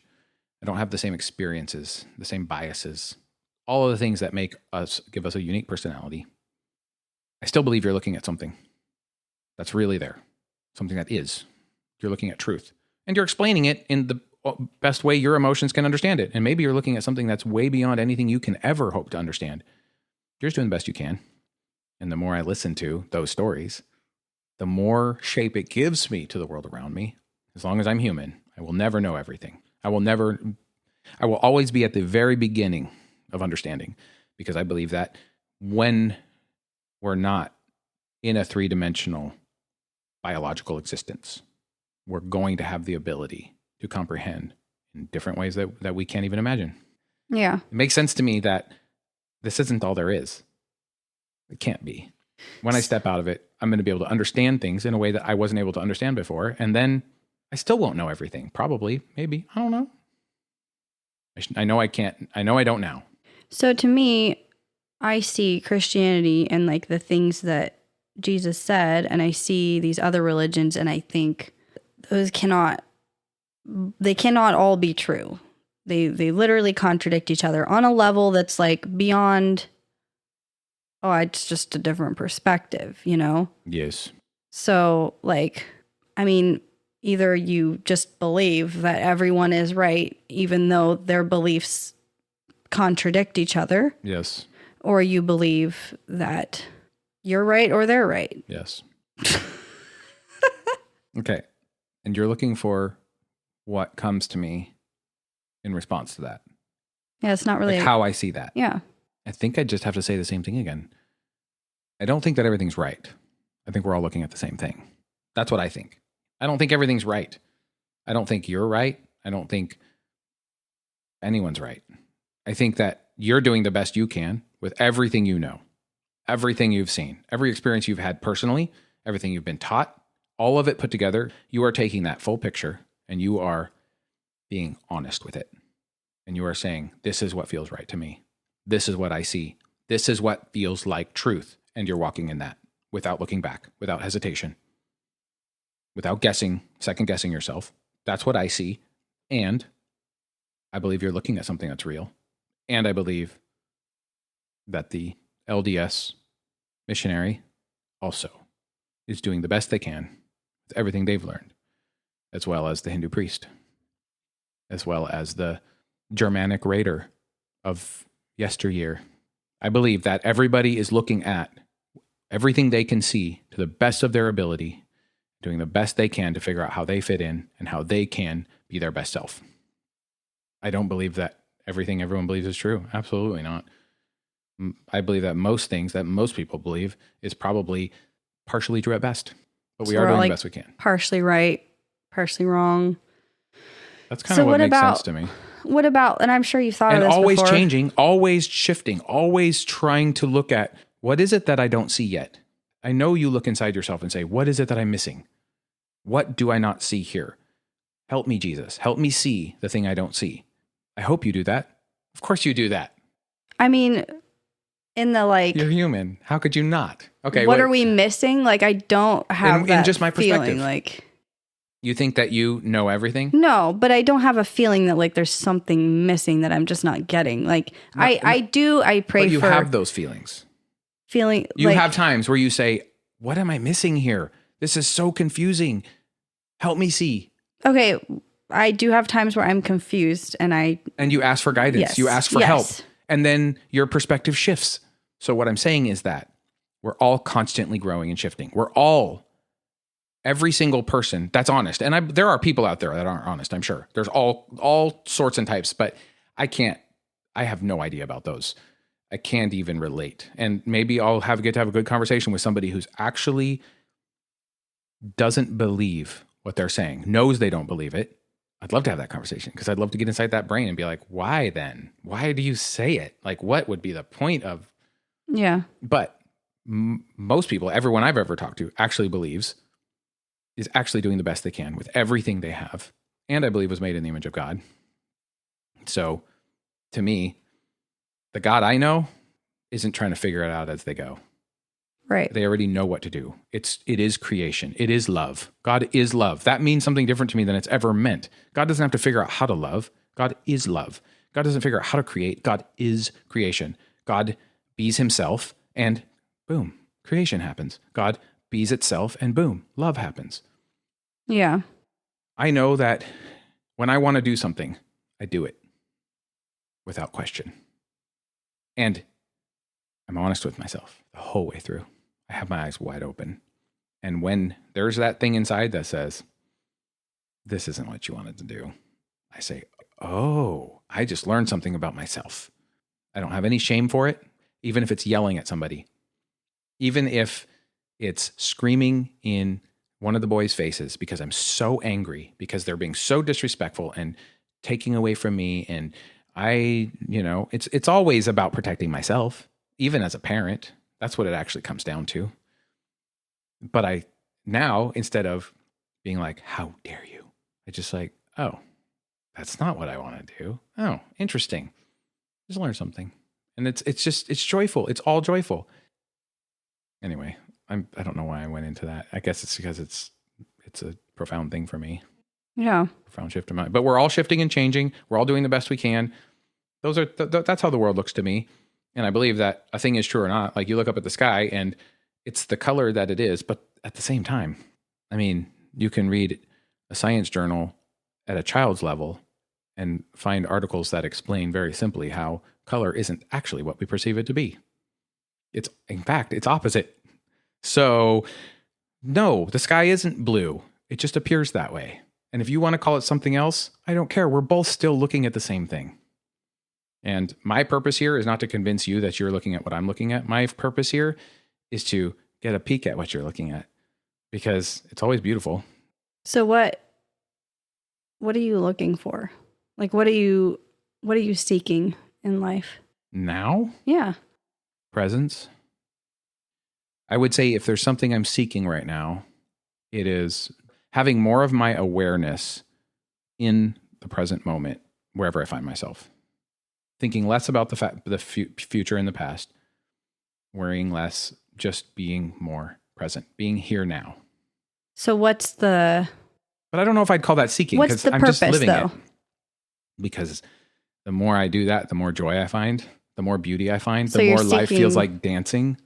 Joy. Sure. That feels fair. Just simplicity and joy. Yeah. Connection, conversation. I would say if you want to talk about what I'm seeking in a more doing sense, it's this right here. What we're doing right here, that's what I'm seeking. And it's just happening. And here we are. But if you're asking me what I was seeking myself. That's what I feel like. I felt disconnected from myself. I didn't think I belonged here. I was a sinful, broken, physical manifestation of the fall. So in trying to like understand you, I Need a bigger box. well, I'd kind of been looking into different things and I was like, he's new age. And then That's funny though. and then I looked into it more and I'm like, no, he's not. Oh my gosh. Do you want me to try to put myself in a box? Are you being sarcastic? No. I feel like maybe I don't know what would come out. Okay. Yeah, go ahead. Because I used to think of myself, the last thing I remember thinking, I am this, because I just don't think that way anymore. Yeah. The last thing I remember thinking was, oh my gosh, you're not going to like this at all. I shouldn't speak for you, but it's fun to. Neo-pagan Christian. A neo-pagan Christian. That's how I saw you that. invent I would that? say, I don't think, is anything truly invented? But it came from, I looked up the terms. One time Angela and I were just looking up different definitions of different things because I was like, I need to figure out who I am. Because I've been on a mission to figure out who I am for a long time. And it's been a mess because I didn't know who I was. But the words neo-pagan and Christian all had, I was like, that feels right. That was then. I don't feel that way now. Not at all. Yeah. Also, what does the word pagan mean? Talk about a loaded word. Yeah, I don't even But understand. there what was a that means. time where I started to be attracted because I had such a strong religious upbringing, not just in the Jim Roberts group and Amish and Dad's home church, like the fellowships, all the different fellowships and permutations of it, which, by the way, I list them in the same thing, but they're wildly different than either of those, Jim Roberts or Amish. Dad did it very differently. And he was very much a part of a flow that was created by not just him. He would be part of other people's flows. And when those flows didn't work out or agree, he didn't try to control the flows. He just let them be. And then as things changed, sometimes he would lose people and so whatever. And it's just this constant shifting, changing thing. Beautiful. Yeah. Really beautiful. And shapes a lot how my social life is becoming in a lot of ways. Yeah. It's kind of crazy, but It's amazing for how you much guys we too. hold on to Yeah. who we were raised to be. Yes. And the beautiful parts. Yeah. And for me, all of mine were not beautiful. Yeah. For everybody, that's true. But We had such a different experience. And I Yes. actually I know we're having it, the point of our conversation is to fight. I don't, it's not to fight, but it's if you could hear my prayers for you, if you could hear. Then what? What would happen if I could hear your prayers? Do you think I don't know what they are? I think that you would understand. I think you would understand, Why don't I understand? What would I understand then that I don't understand now? What do you want me to see? when we were first talking on the phone and I said, I'm going to pray that you'll see the truth. And you said, whose truth? My truth or your truth? And That sounds like something I would say. in my mind, I thought, Oh my gosh. the truth. I'm not praying that you'll see my truth. I'm praying that you'll see the truth. But I thought he didn't like that. That I I don't know how to speak your language. But in my mind, I thought It felt to you like I didn't. He like didn't it. like that I said, I'm praying that you will see the truth. And You expect somebody not to like that because it should feel condescending. How could it not feel condescending for somebody to say, I'm praying that you'll see the truth? yeah, What if someone said that to you? You'd be like, good for you. right. But I didn't feel that way at all because I know that you don't mean it condescendingly at all. It didn't Well, I bother don't- me in the slightest. I also don't mean it. You also said something at the beginning when I was talking about how I can't love you without. I see words differently than you do. Sure. I actually Every see. human does. I see value in every word, and I believe that I think words actually do reflect what's in our heart. And when we say words, they actually carry weight, and I think we'll be held accountable for the words that we say. I don't think they're meaningless. I agree. So that's why I know you talk about like talking around things because you don't feel like you can actually say what you're trying to say. I don't think that words are adequate to express emotion. Yeah. But they are the best we have.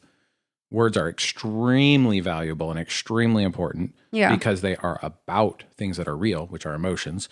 But there are no words that exactly express what you want to express because every word means something different to each person. Yeah. Even between, say, you and Opal, any one individual word has at least subtle differences in how you understand it versus how Opal. Much more someone that was born in Nepal.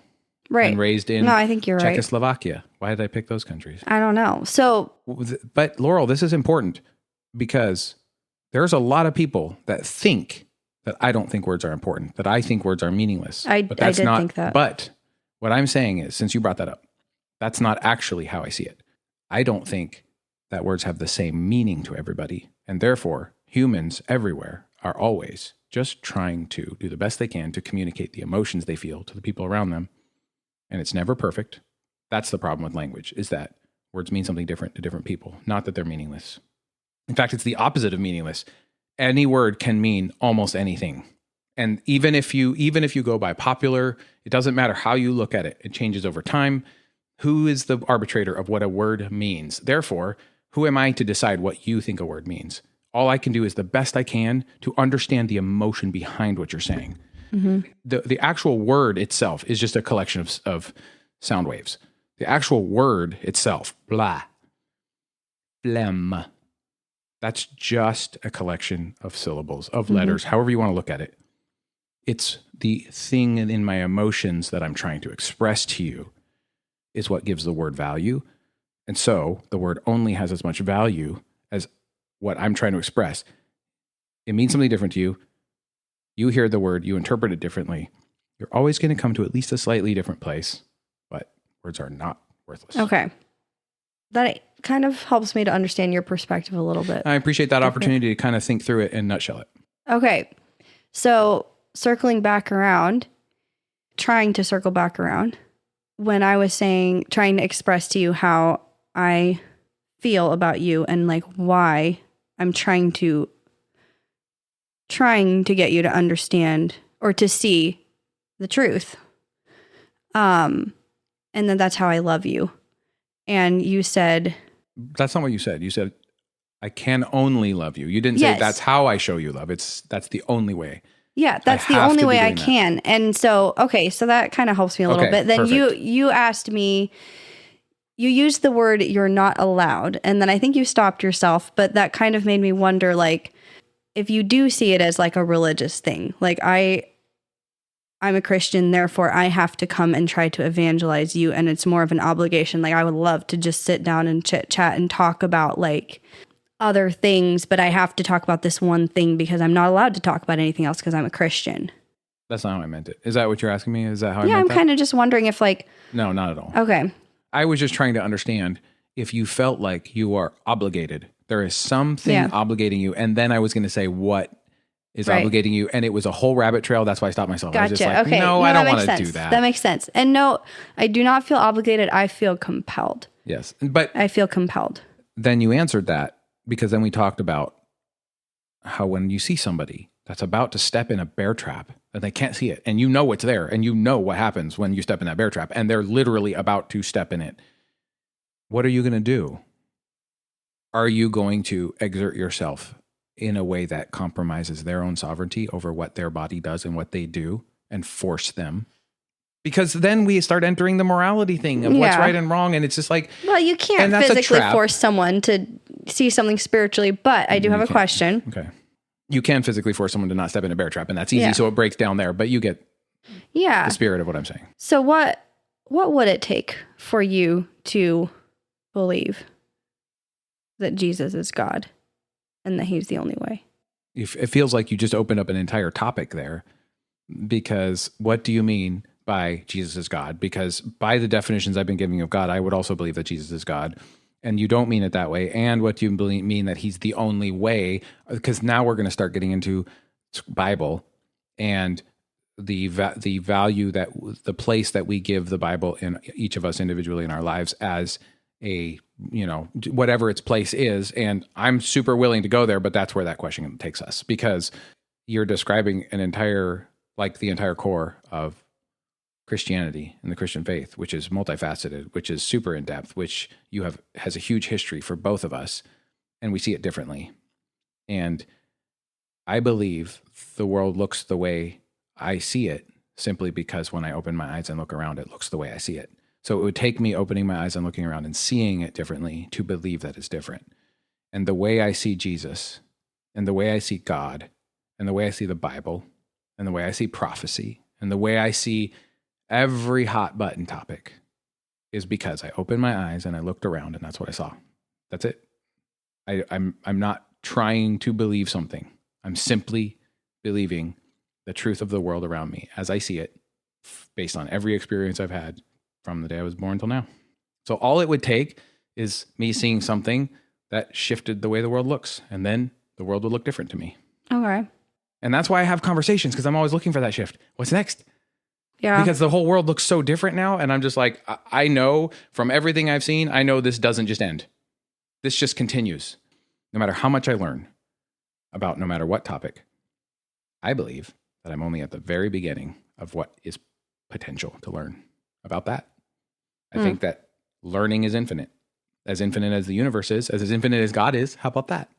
And if we want to get into something a little bit juicy, just to see what happens to you, at what your reaction is, because this is fun for me, I believe that when we die, we're reborn. Because that's the pattern I see emotionally, physically, in every way that I look, my eyes open and I'm able to see some nature of what I'm looking at. What I see is our cycles, where you grow and you learn emotionally. Emotionally is how I experience the world. So that's what makes the most sense to me. I grow and I learn and I learn, and then things start getting really uncomfortable, and I start getting really uncomfortable. And then I realize now that feeling, I know that feeling. It's just that I know I see the world differently now, and my actions don't line up with how I see it. And so my shell is too tight. I'm like in a shell or in a cocoon, and I have to break it off. Yeah. Let go of how I saw the world. And then it all shifts around me, and it's just like, oh my goodness. And I have all of these things that I believe are just a conglomeration of whatever makes sense as I'm just opening my eyes and saying, I'm not going to choose to believe something because I think I'm supposed to believe it. I'm going to open my eyes and I'm going to look around me. I'm not going to be afraid that I'm going to get it wrong. I'm not going to be afraid that I'm going to go to hell. I'm done living in that fear. I'm going to open my eyes. I'm going to look around me, and I'm going to seek in each moment to bring all of my awareness and consciousness to this moment, to where I am, and how what I'm looking at is God. Like, really, that's what I do, because I'm always thinking about this stuff and how the atoms move and and it's very spiritual to me. I'm not at all an atheist. I'm not at all, to me, I'm just exploring God's self.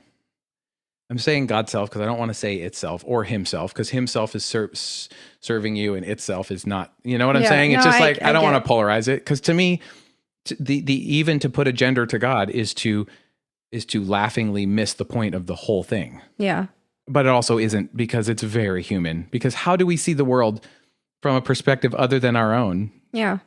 I just don't have that perspective anymore, because I'm better than you. Thank you for laughing. I actually used to feel that way, believe it or not. Not than you. Oh. I never thought I was better than you. Yeah. But I thought I've always just looked at myself. Christianity was still like stuck in this box that you like. I thought perceived as it a to Christian, be. I was better than everybody else. Oh, really? Very much so. Oh. Yes, Laurel, you have an idea. Well, no, I shouldn't tell you what your idea is. Are you telling me what I think? I'm trying to. It's not working very well. I hear plenty that there's a lot of people that believe that I was never a Christian, that I never believed it. I can tell you that that's just not true. Like, I was bought and sold. I was a zealot. I felt it from the middle of my guts, just longing for Christ and this communion with the Holy Spirit. I definitely experienced that. Okay. So, and I still experience it now. So I want to talk about that. Great. I just brought up a couple different topics that. Yeah, I was going to right go on. somewhere else, but now I want to talk about that. I actually talked about this in the letter.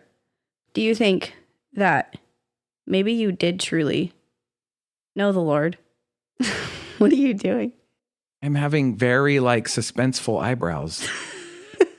I'm sinking into It's the suspense of not distracting. knowing what you're going to say. Oh my Okay. goodness. No, that's okay. Okay. I don't have to wear it on my face. No, it's fine. You can do that. I'm halfway playing. Weird eyebrow twitch.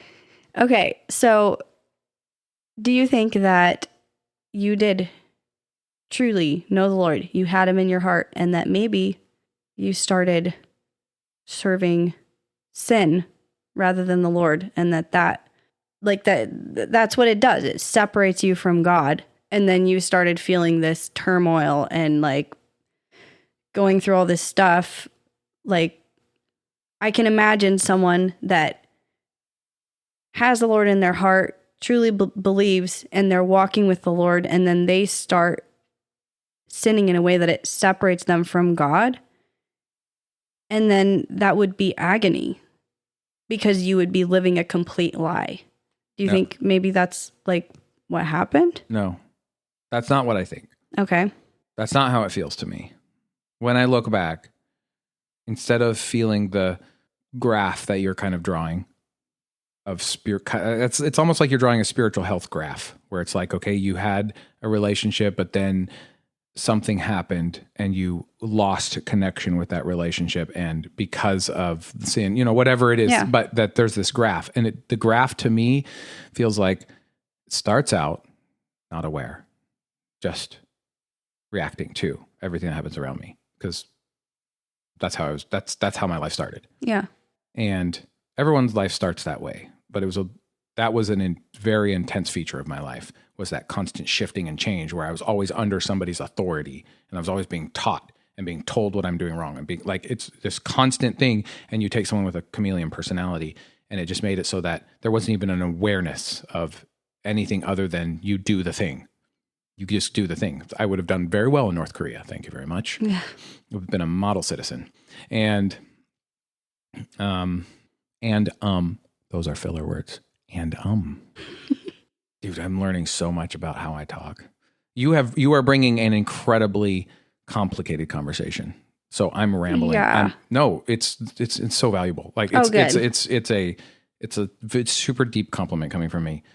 But crap. You lost your train of thought? Of course I did. So you were telling me how you don't feel like it fits that graph. Okay. Once I start coming online with consciousness, with being like that flicker of, it's like what's that movie? I think it's Soul, where there's that first flicker and it's like the little sparkles start coming. It's like the little baby consciousness. Okay. I don't know. Anyway, once that started, where it's just like, oh, I'm alive. I'm here. I'm me. I don't have to do what everyone thinks I have to do. Like, what an incredibly glacially slow process that was for me to realize it. But as I started to come to realize, come awake, the graph, the spiritual health graph, feels like it has been a bell curve, like flat, agonizingly, slowly. It started. And I've learned, because I learned so many things that have stuck with me. Faith, just trust, just trust, profound, abstract trust. Charity, joy. These are all things that were instilled through Dad and many other people. Yeah. And so it's like a really gradual. Actually, the truth is, I didn't really start to come awake to that till maybe 5 years ago. That's the problem. Okay. And it's kind of embarrassing to me, honestly, to realize that I was a full grown man without even a flicker of consciousness. I just didn't see, I didn't understand, I didn't know that I could just actually be me and do whatever I wanted. I didn't think that was part of the reality I had been born into. I didn't get to. I had to believe this certain way. I had to see the world this way.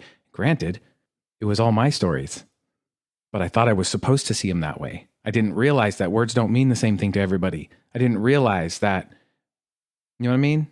That when Leonard tells me that everything that I do belongs in the trash. Oh. I didn't know that I had a choice to not see it that way. Yeah, I see. I didn't know that what he actually meant was You have to look for strength beyond just the ability of your thoughts and of your emotions. You have to look for something deeper than that. I'm sure that's what he meant. But boy, howdy, did he have a terrible way of saying it to a 11-year-old. Yeah. So you don't feel like, I started to come out of that. I started to, because the pain got so intense of just living my life every day, going through the motions, being like, everything hurts. I don't understand what's going on. And I'm frustrated and I'm afraid and everything is going wrong. And nobody even gets me. No one understands. No one knows what the heck is going on. And that pain becomes so intense that all of a sudden I start to say, oh, maybe I need to be a little bit less afraid of what's going to happen if I fuck up. Sorry. Maybe I need to be a little bit less afraid of what's going to happen if I do the wrong thing. And I should start asking, what is it that I want to do? Because I've never asked myself that question. Usually we ask ourselves that question as a kid. Yeah. I never had that question. Never knew that question existed. I thought that was evil. I thought it was selfish and sinful to ever ask the question. So as I started to come awake, everything that I learned from my time in India, from all of that stuff, all of the valuable parts of the world view that I had developed started to fit in to the whole big picture. And it started to make sense. It's like, oh, living by faith. Now I can start to understand this. The importance of community. Now I can start to understand this because I'm starting to understand myself. Why do I react this way? Why do I have these emotions? Why do I blame my pain on the people around me? I didn't know to ask that. It obviously was their fault before, and I didn't know that I was blaming it on them. Just felt like being asleep. Felt like just not being conscious. I was unconscious. As I have become more and more conscious over the past 5 years, like I would say somewhere between 12 and 15 years ago was the day where I said, in order to ask the questions I need to ask, I need to accept the reality that I might go to hell. Because it felt like betrayal. It felt like walking away. Because that's how, imagine just right now choosing to say, you know what? I don't know if God's real. I don't believe in God. I'll believe it if I see it, but none of this has ever worked for me before. And I don't have any idea what's happening, where I'm going. And so in order to figure this out, I'm going to have to shed everything that I know because I didn't know where one stopped and the other started.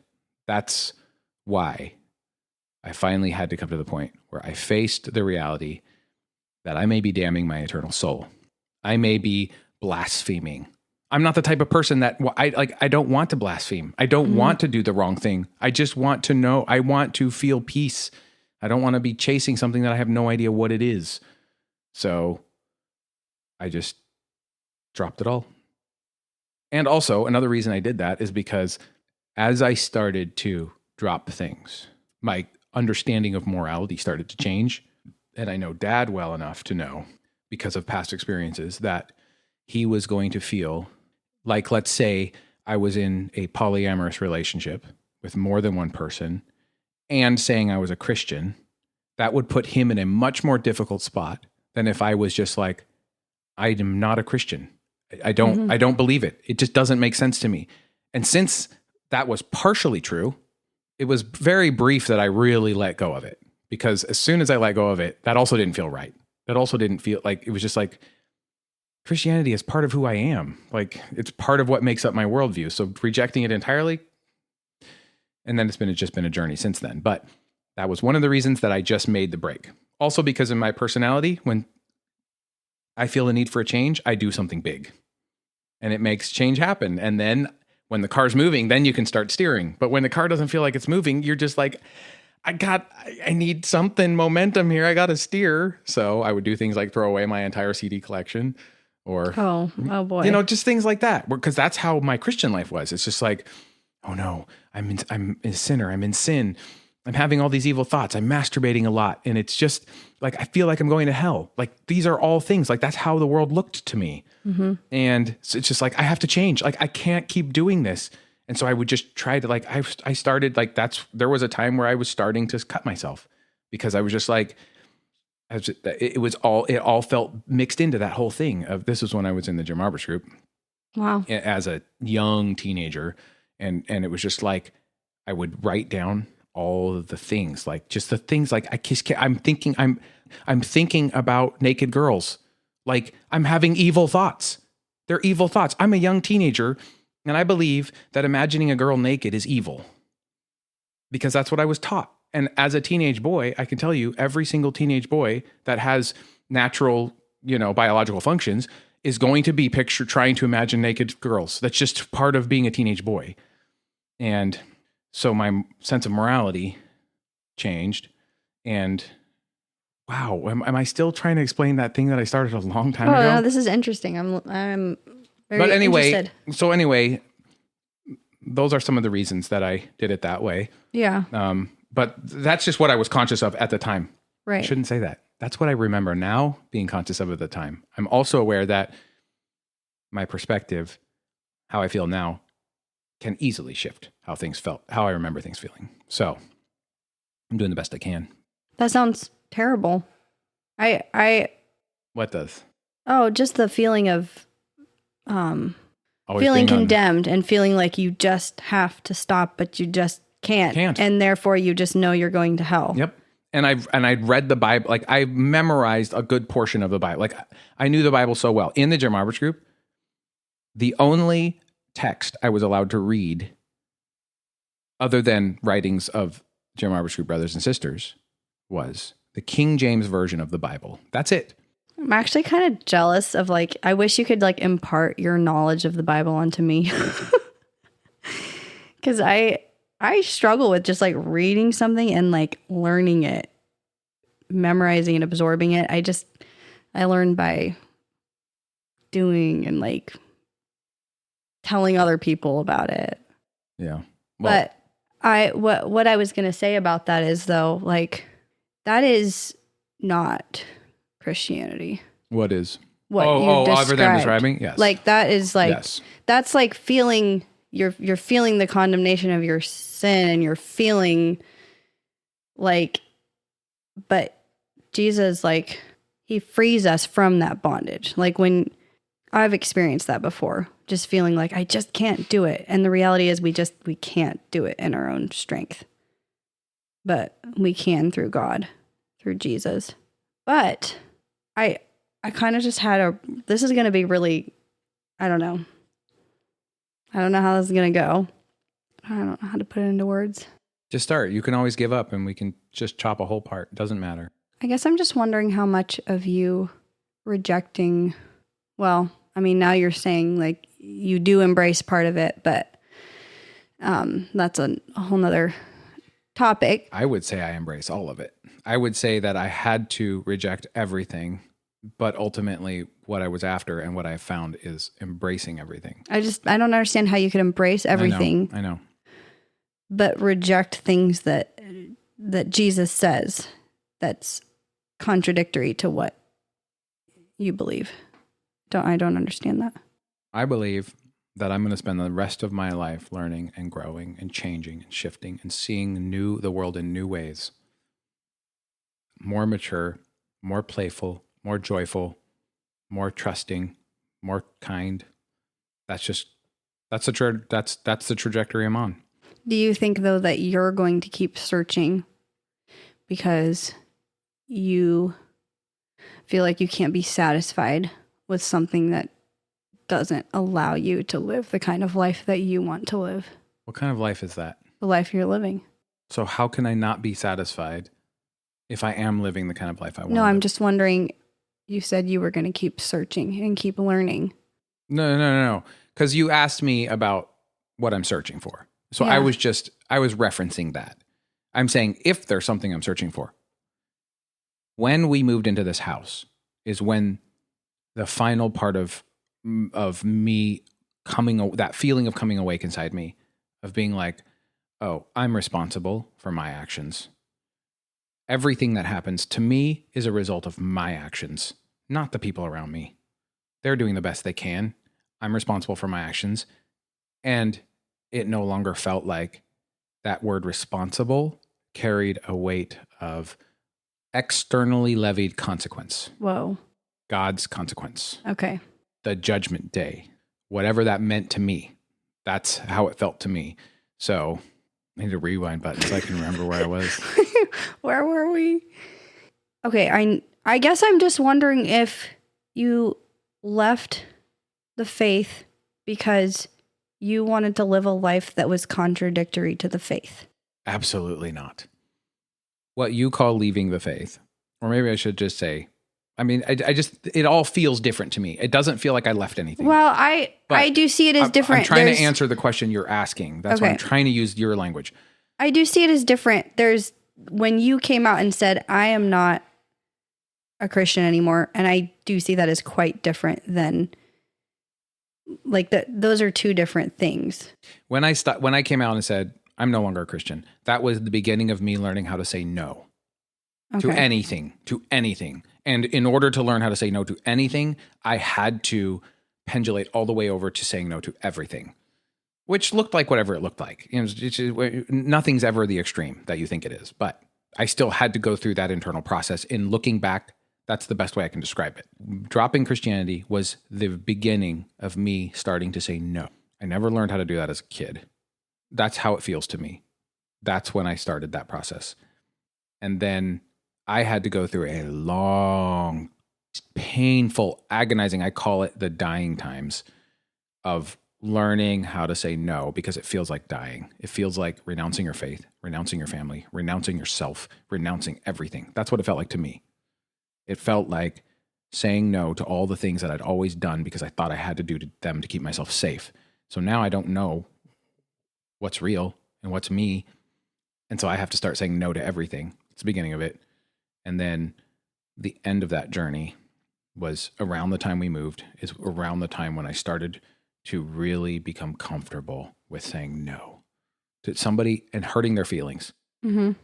I have to respect my boundaries. I never did before. And when you start respecting your boundaries for the first time and people don't expect it, it really hurts their feelings because it hurts all their wounds. You've developed the relationship you develop because of the wounds you bring to it. And in order to pull yourself out of that codependency of, I am here to manage your feelings for you and you are here to manage my feelings for me. If you do a thing that makes me mad, then you have to give account for it and you have to apologize. And if I do something that makes you mad, then I have to give account to it and I have to apologize. And if I do something that makes God mad, well, I'd better do something about it, or I'm going to have to give account to it and apologize for it on Judgment Day, and it's going to be too late. Or I'm going to go to purgatory, or Christianity is not one thing. Christianity, the way you see it, is one thing.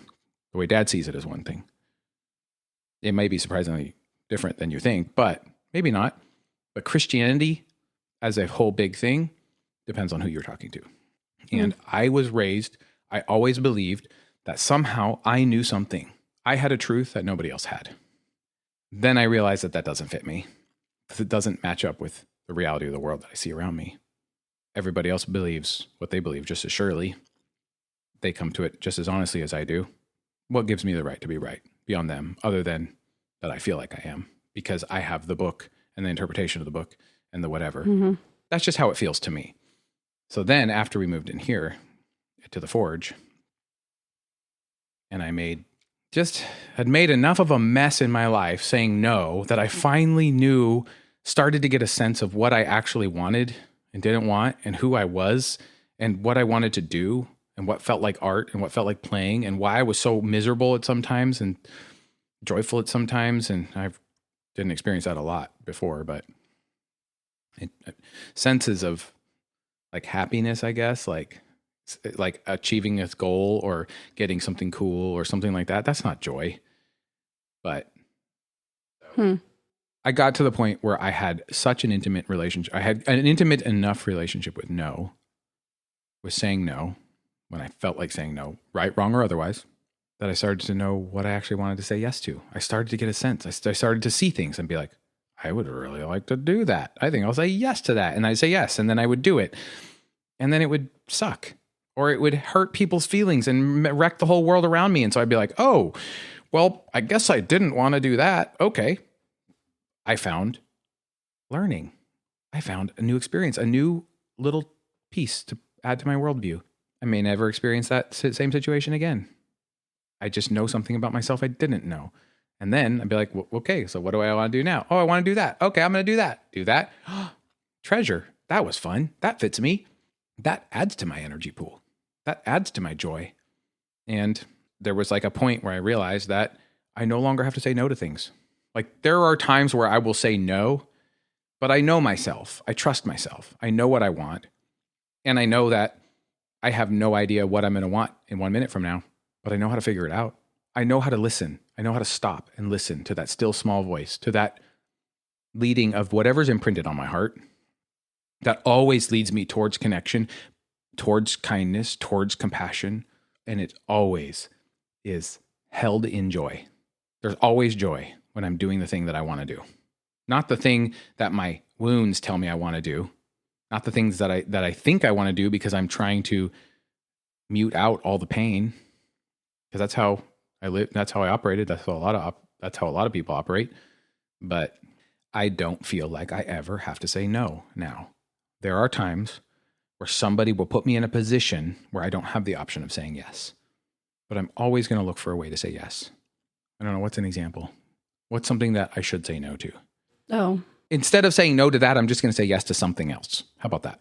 Okay. I really don't make plans. Like I don't promise anything, positive or negative. Like, I mean, and that's a biblical thing. Like let your yay be yay and your nay be nay. I'm just like, this is who I am right now. I don't know how I'm going to feel then. I don't know what's going to come up between now and then.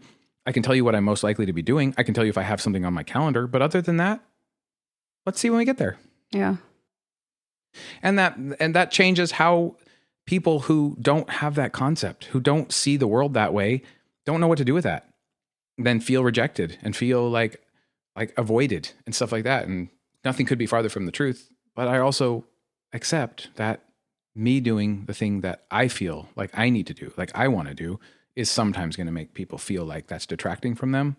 Sometimes, and if it's true, then I'm going to learn something and I'll be like, okay, well, that doesn't fit me. But if it's not true and they just really want me to be a certain way and I really don't want to be that way, then that gives them an opportunity to look at themselves and say, why do I feel this way?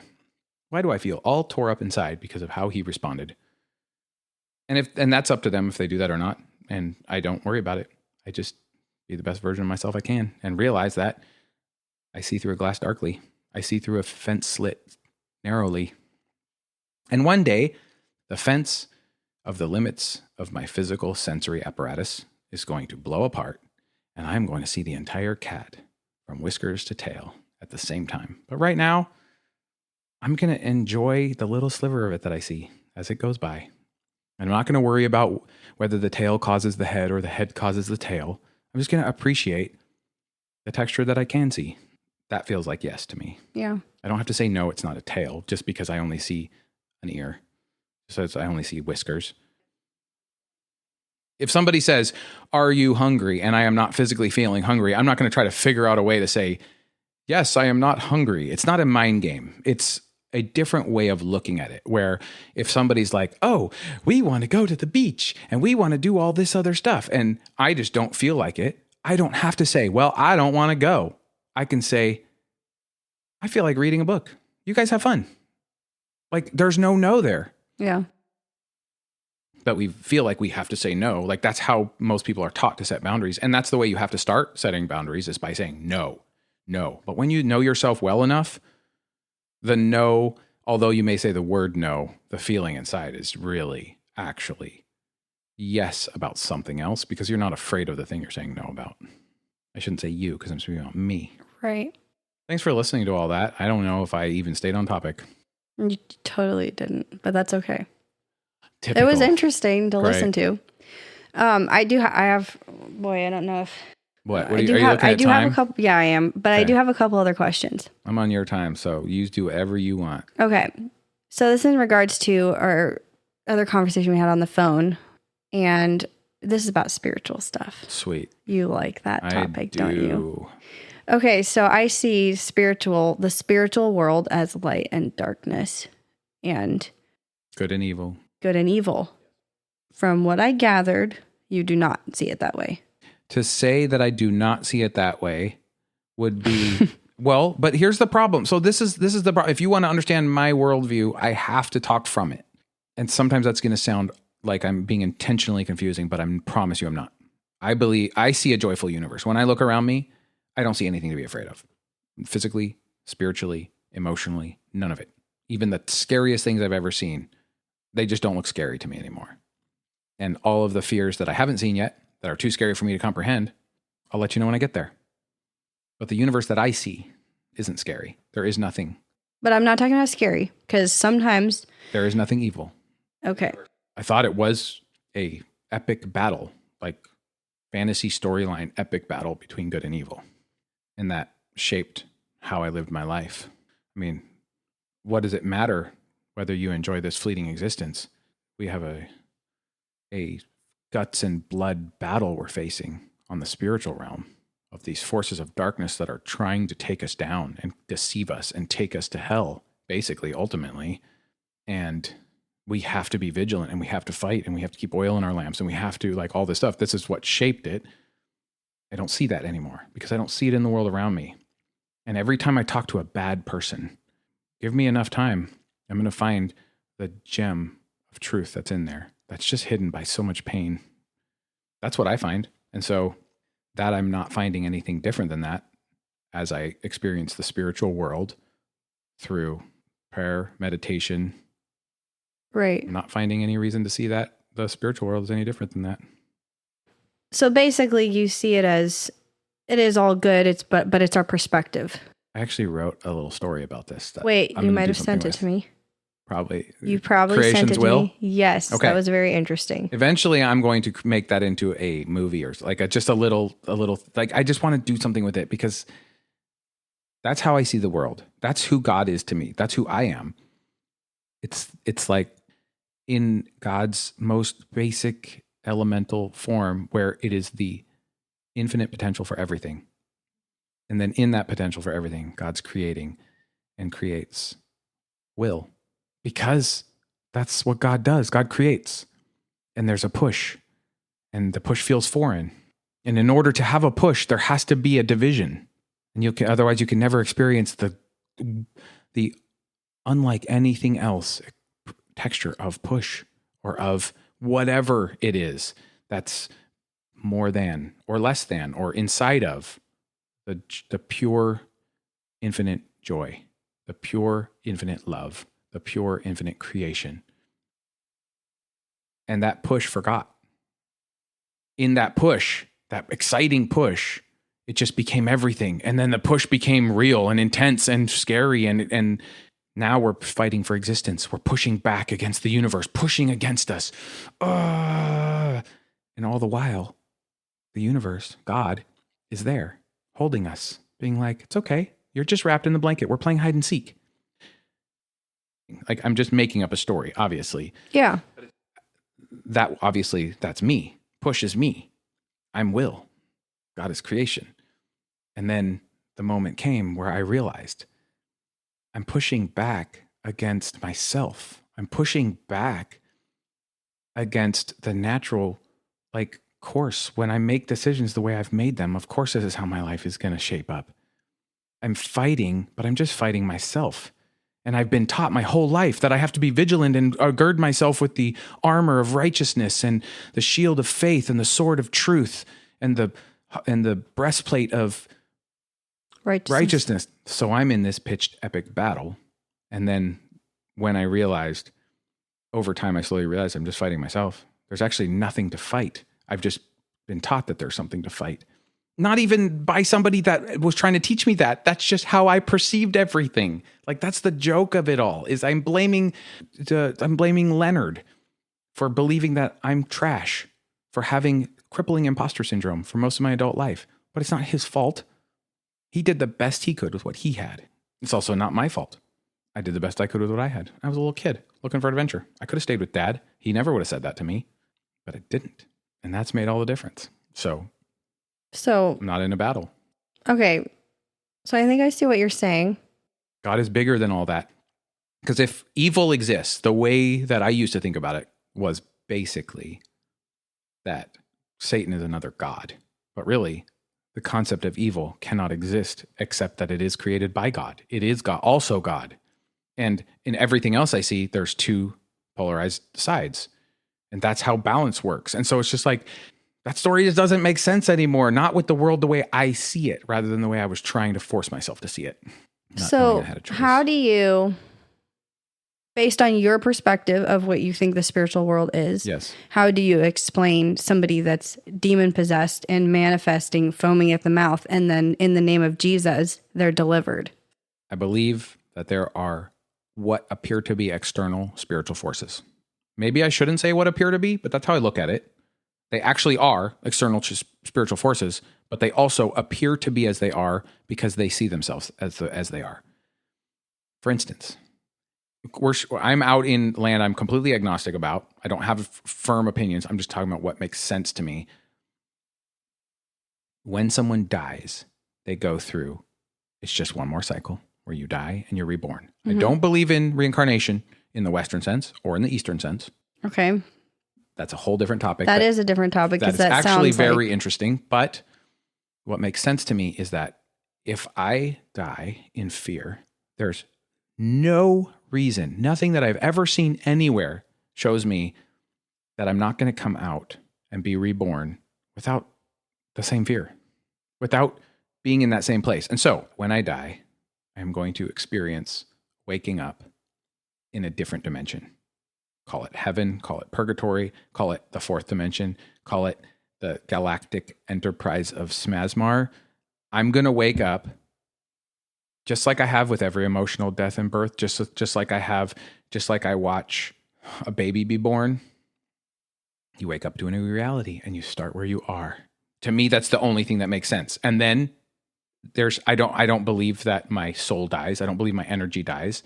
I believe that it just creation continues. So and you joy think, continues. And so you're thinking that person maybe in their previous life died in fear, and that's what's happening? when people die, it makes some sense to me that maybe their energy cluster, the cluster of energy that is all of the experiences and emotions that they have, gets stuck in a place that they believe. Like, for instance, I believe that there are people that die and experience going to hell because they believe in it. And so that's what's created, because they are creators. Like, we are all creators. Everything we're doing, our emotion, we create with emotion. You think, and it happens.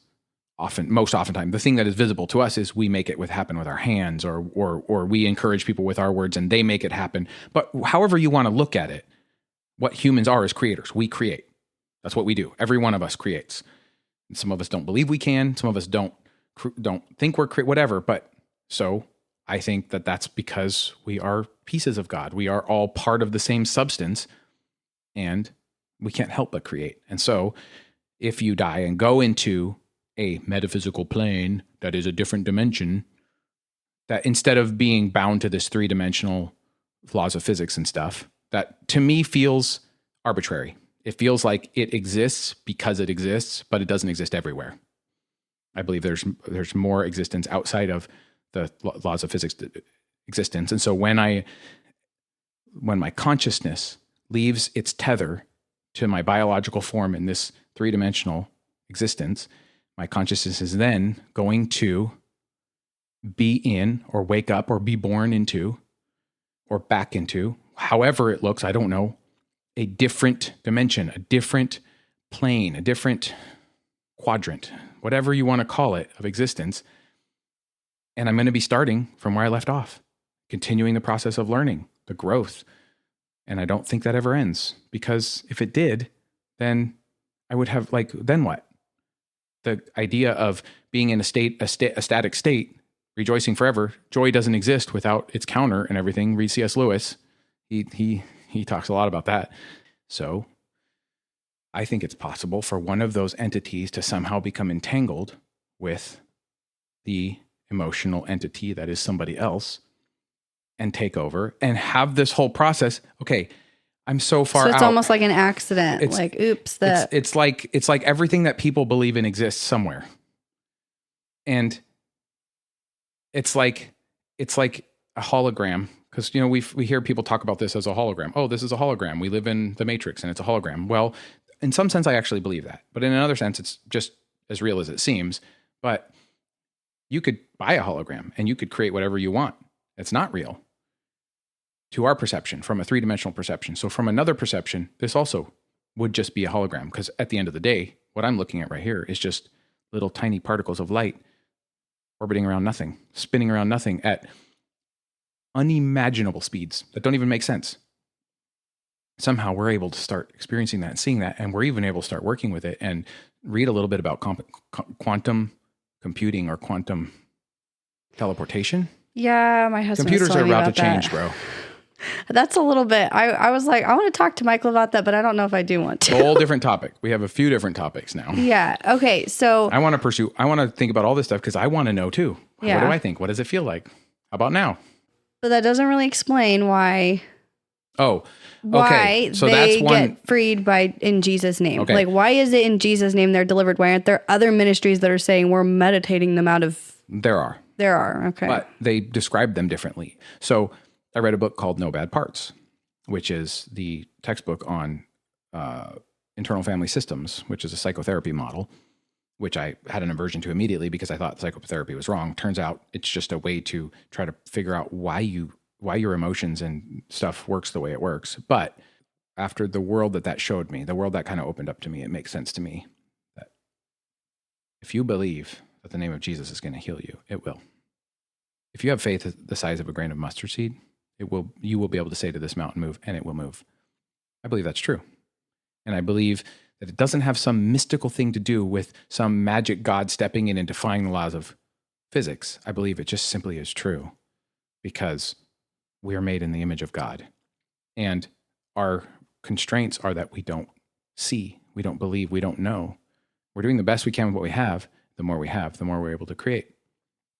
So I think that if somebody believes that they're demonically possessed, whether or not it's true, it's going to become true.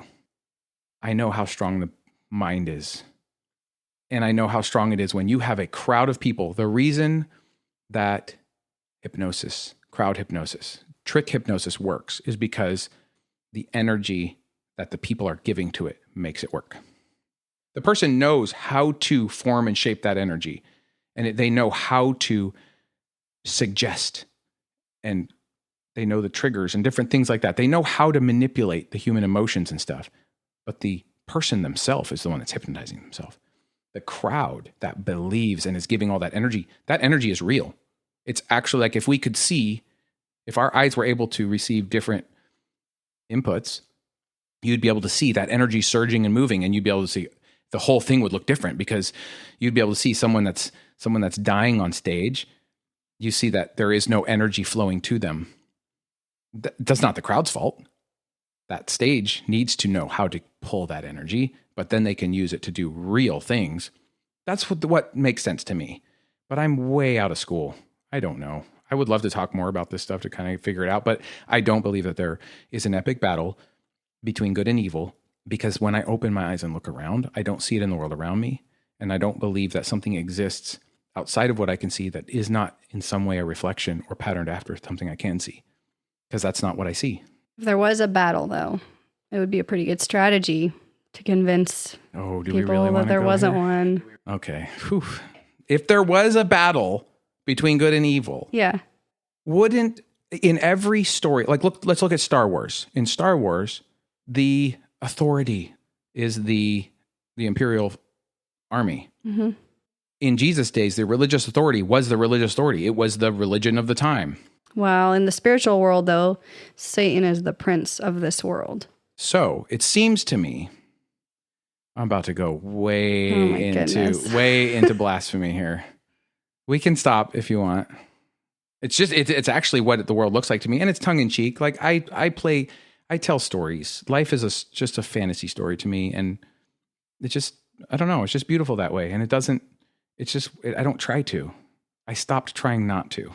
You're about to say things are the opposite of the way we think they are, aren't you? I'm about to say, if you're saying, wouldn't it make sense? I'm like, okay, I've thought of that too. And wouldn't it make sense that you would have a propaganda campaign that makes everything look to the people who don't know better, to the civilians, the innocent civilians, that makes it look like you're actually the victim when you're the one that's trying to fuck everything, anyway, this is something that I'm just like, if you really want to go there, it's so easy to make a case for that.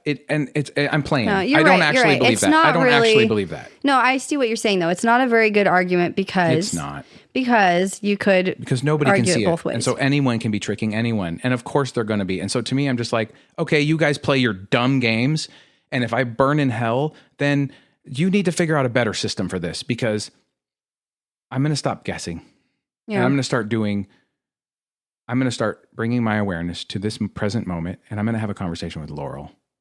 I'm not going to worry about what's going to happen to my eternal soul, because it's too confusing. Yeah. And so I'm going to leave that to the people who feel drawn to worry about that.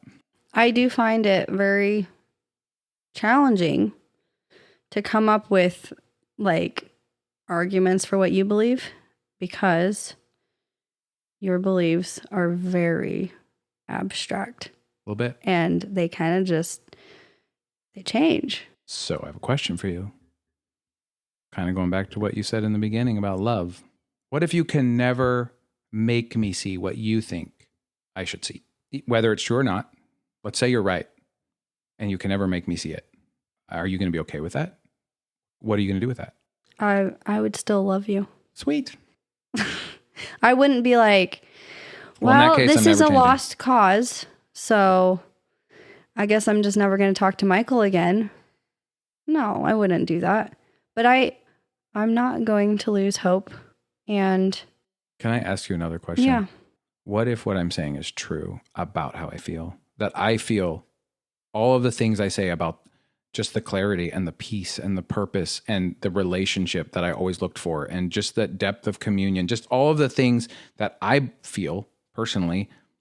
What if I actually feel? What if that's how I'm really experiencing it? I think that you probably are experiencing that, but you are basing everything that you believe and experience on feelings and emotions. But what I'm asking is, would you, knowing that I lived agony and I found peace, and look at my life around. I'm really just asking. Look at my life around me. Look, my relationship with my kids is changing. My relationships with everyone in my life is changing. Like this, it feels like the sun is starting to shine, not only in my life, but out of me. And it never happened when I was trying to make it happen. It happened when I gave up and said, well, I can't figure it out, so I'm going to stop trying. And then all of a sudden, everything I was trying to figure out just starts to fall into place, piece by piece. What if that's true? Would you really feel like you could tell me, you're wrong, you need to go back to Jesus? You need to go back to whatever it is, because we're using these words, but I feel inside me that I have the relationship with Jesus that I always wanted to have. Mm-hmm. I feel like it's the same relationship that I have with the person that I meet on the street. It's just a deep appreciation that person existed, that being, whatever they are, whatever it looks like, whatever the world looks like to them, they existed, they did the best they could, and they're no different than me, because we both have the same awareness that's staring out of our eyes, and we both have the same essence that's making up the physical, the spiritual, every part of who we are is literally exists in and subsists of God. That's it. That's all there is. So would you really tell me how can you tell me I'm doing it wrong? So I have an answer. Okay. I have an answer to your question. Whew. I actually do believe you that you are at a point now where you're like, I've never been like this before. I've never experienced this before.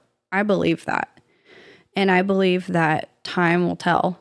And you don't have to the believe that. scripture Everyone says, knows that no, time will tell. I know. Time will tell.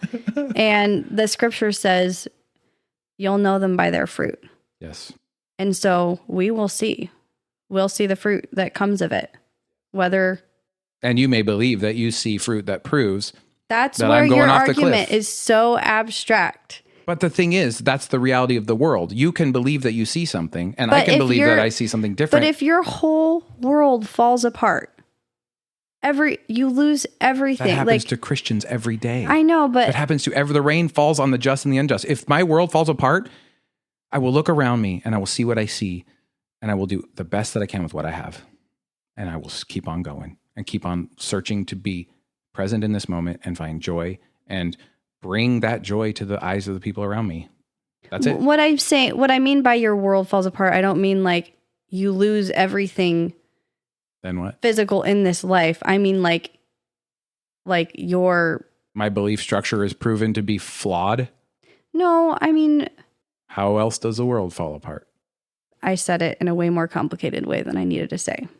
Welcome to the Simply, human family. you lose the joy and the peace and the satisfaction that you find in your life right now. Yes. And what you believe. You lose that. And you find yourself in the dying times again.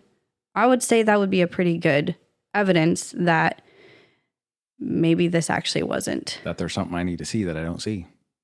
That's what pain is it's something that's saying, look, there's something you need to see.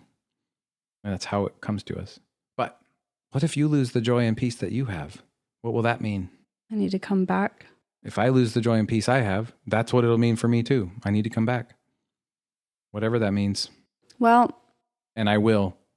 That is the simplest way I could say that you'll know them by their fruits. And you could just say, well, it depends on what you see as fruit. What do you see on your as fruit? perspective. So that's what I mean by like your belief system is like, or system, your beliefs are so like abstract that they're like everything I could say to refute what you believe and to try to poke holes in it. It's like, well, that's your perspective. Like, well, is that been my response though? No, but it's no, it hasn't. Eventually it comes to that because when perspectives are different, you actually see what seems like different things. But if I lose the joy and the peace that I've found, that means that I'm doing something different because you don't find it by accident. Actually, I don't think that that's what's going to happen. Are you a prophet? No. I want to hear your guess about my future. I mean, you're getting involved in some dark, like, I was like, it's okay. It is fun to talk to somebody that like doesn't take it too seriously. Hopefully, no, it's fun to talk to somebody that like understands where I'm coming from. But Laurel, I have my mother who is constantly sending me videos and trying to get me to see how bad the darkness that I'm opening myself up to is. And I have these conversations with her all the time and they're not unfriendly. No, like, yeah. It's okay to me that like I'm used to being seen as somebody who's dark, as somebody who is a narcissist, as somebody who is socially broken. That's how a lot of people, how I perceive a lot of people seeing me for the past long time. Yeah. I've been a mess, but I'm okay with that because I have joy. I didn't before. I do now. Did you go to the cave yet? The darkness retreat? Yeah. I'm going to. I'm on the waiting list. Dude, they're booked out till 2027. Wow. Yeah. I think that Sky Cave retreats. I'm not a prophet, so I shouldn't speculate on what I think is going to happen, but I don't think that it's going to. According to Ezekiel Francis, I am a prophet.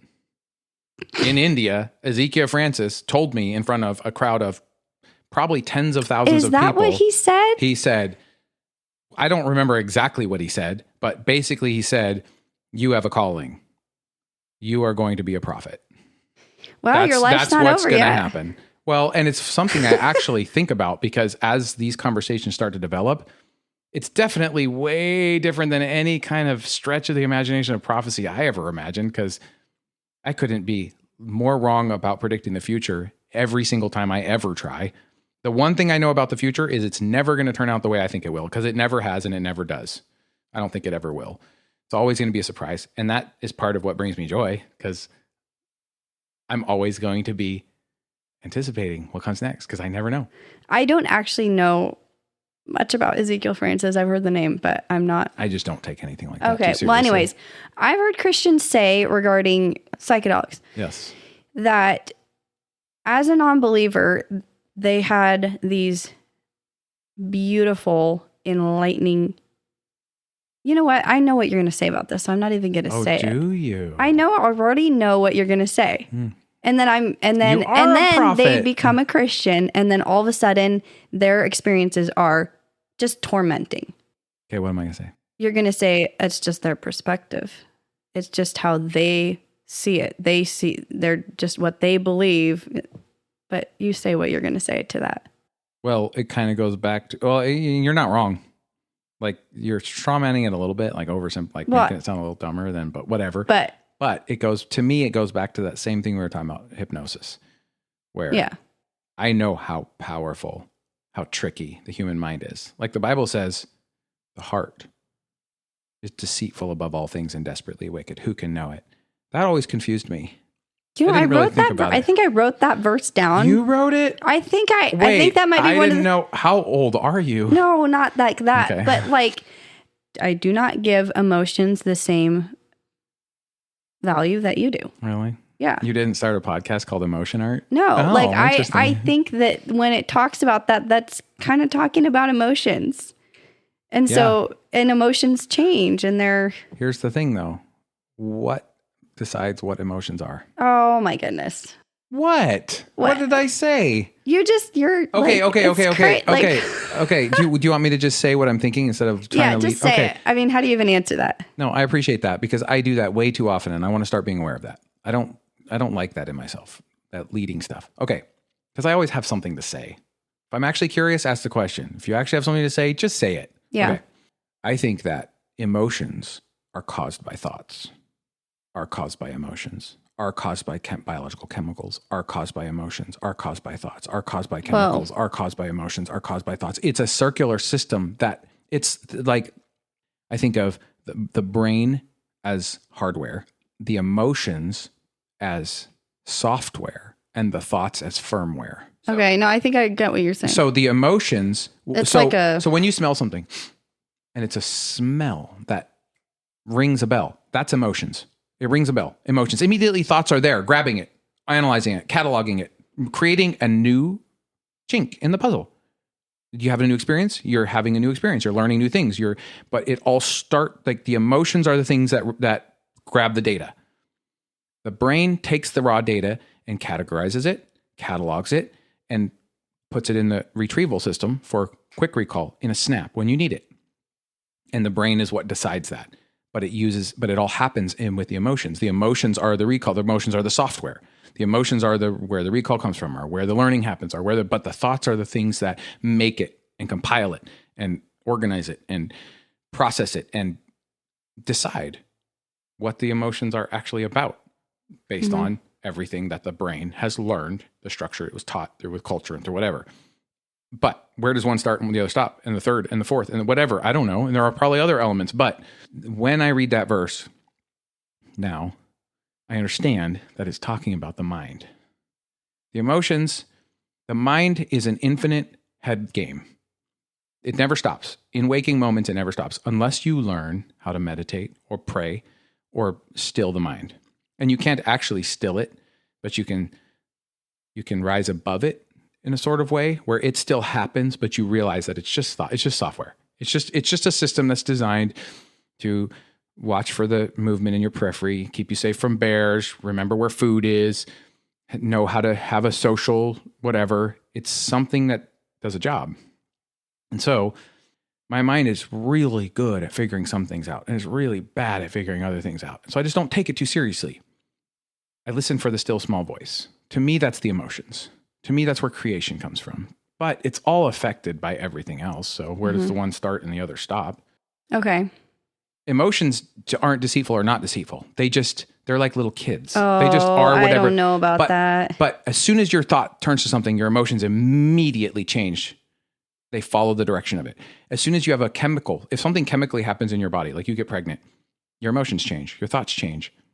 They all are interdependent and rely on themselves. But to me, in my experience, the emotions are the raw, the abstract.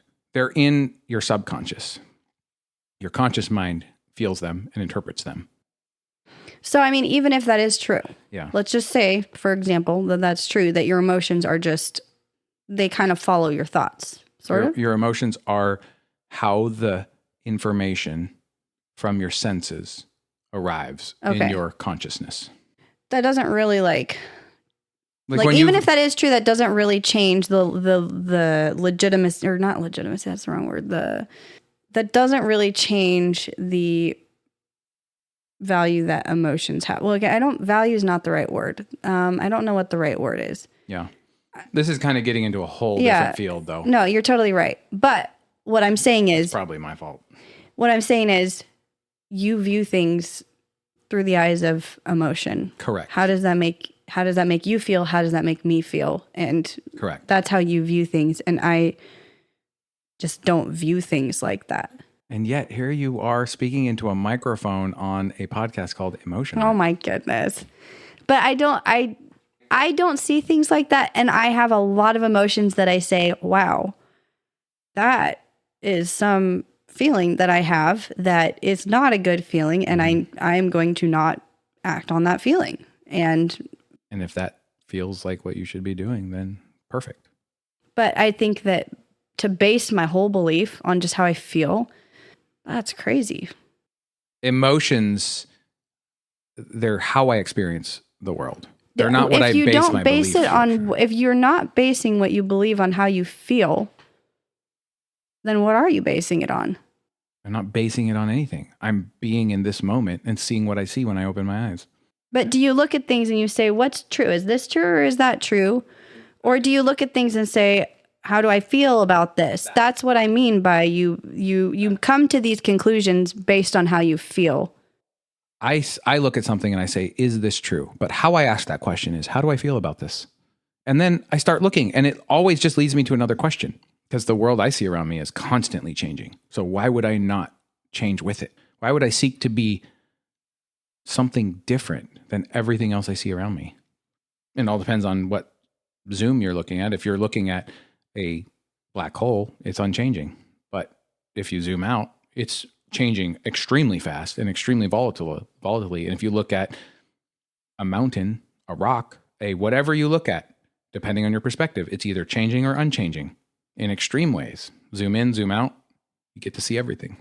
I do want to ask one more question, but I'm not going to want this on the podcast. This is a good place to stop. Okay. You just drove 4.5 hours? It's about 3. 3 hours. And then you're going to drive home tonight. Yep. And I really appreciate you coming, number one, because I get to see you. But most of all, I appreciate your willingness to face fear and your willingness to just try to be honest, regardless of how confusing things are, has created a space of openness. And we'll see where it goes. I don't have any expectation, but I really appreciate you, and I really like talking to you. And I really like that you're not afraid to just call me out, challenge me.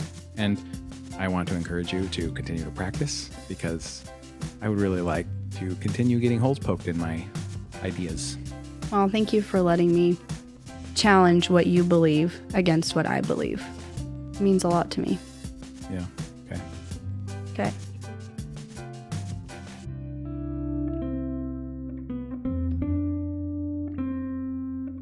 I hope you find really good questions and the language to ask them. I appreciate you.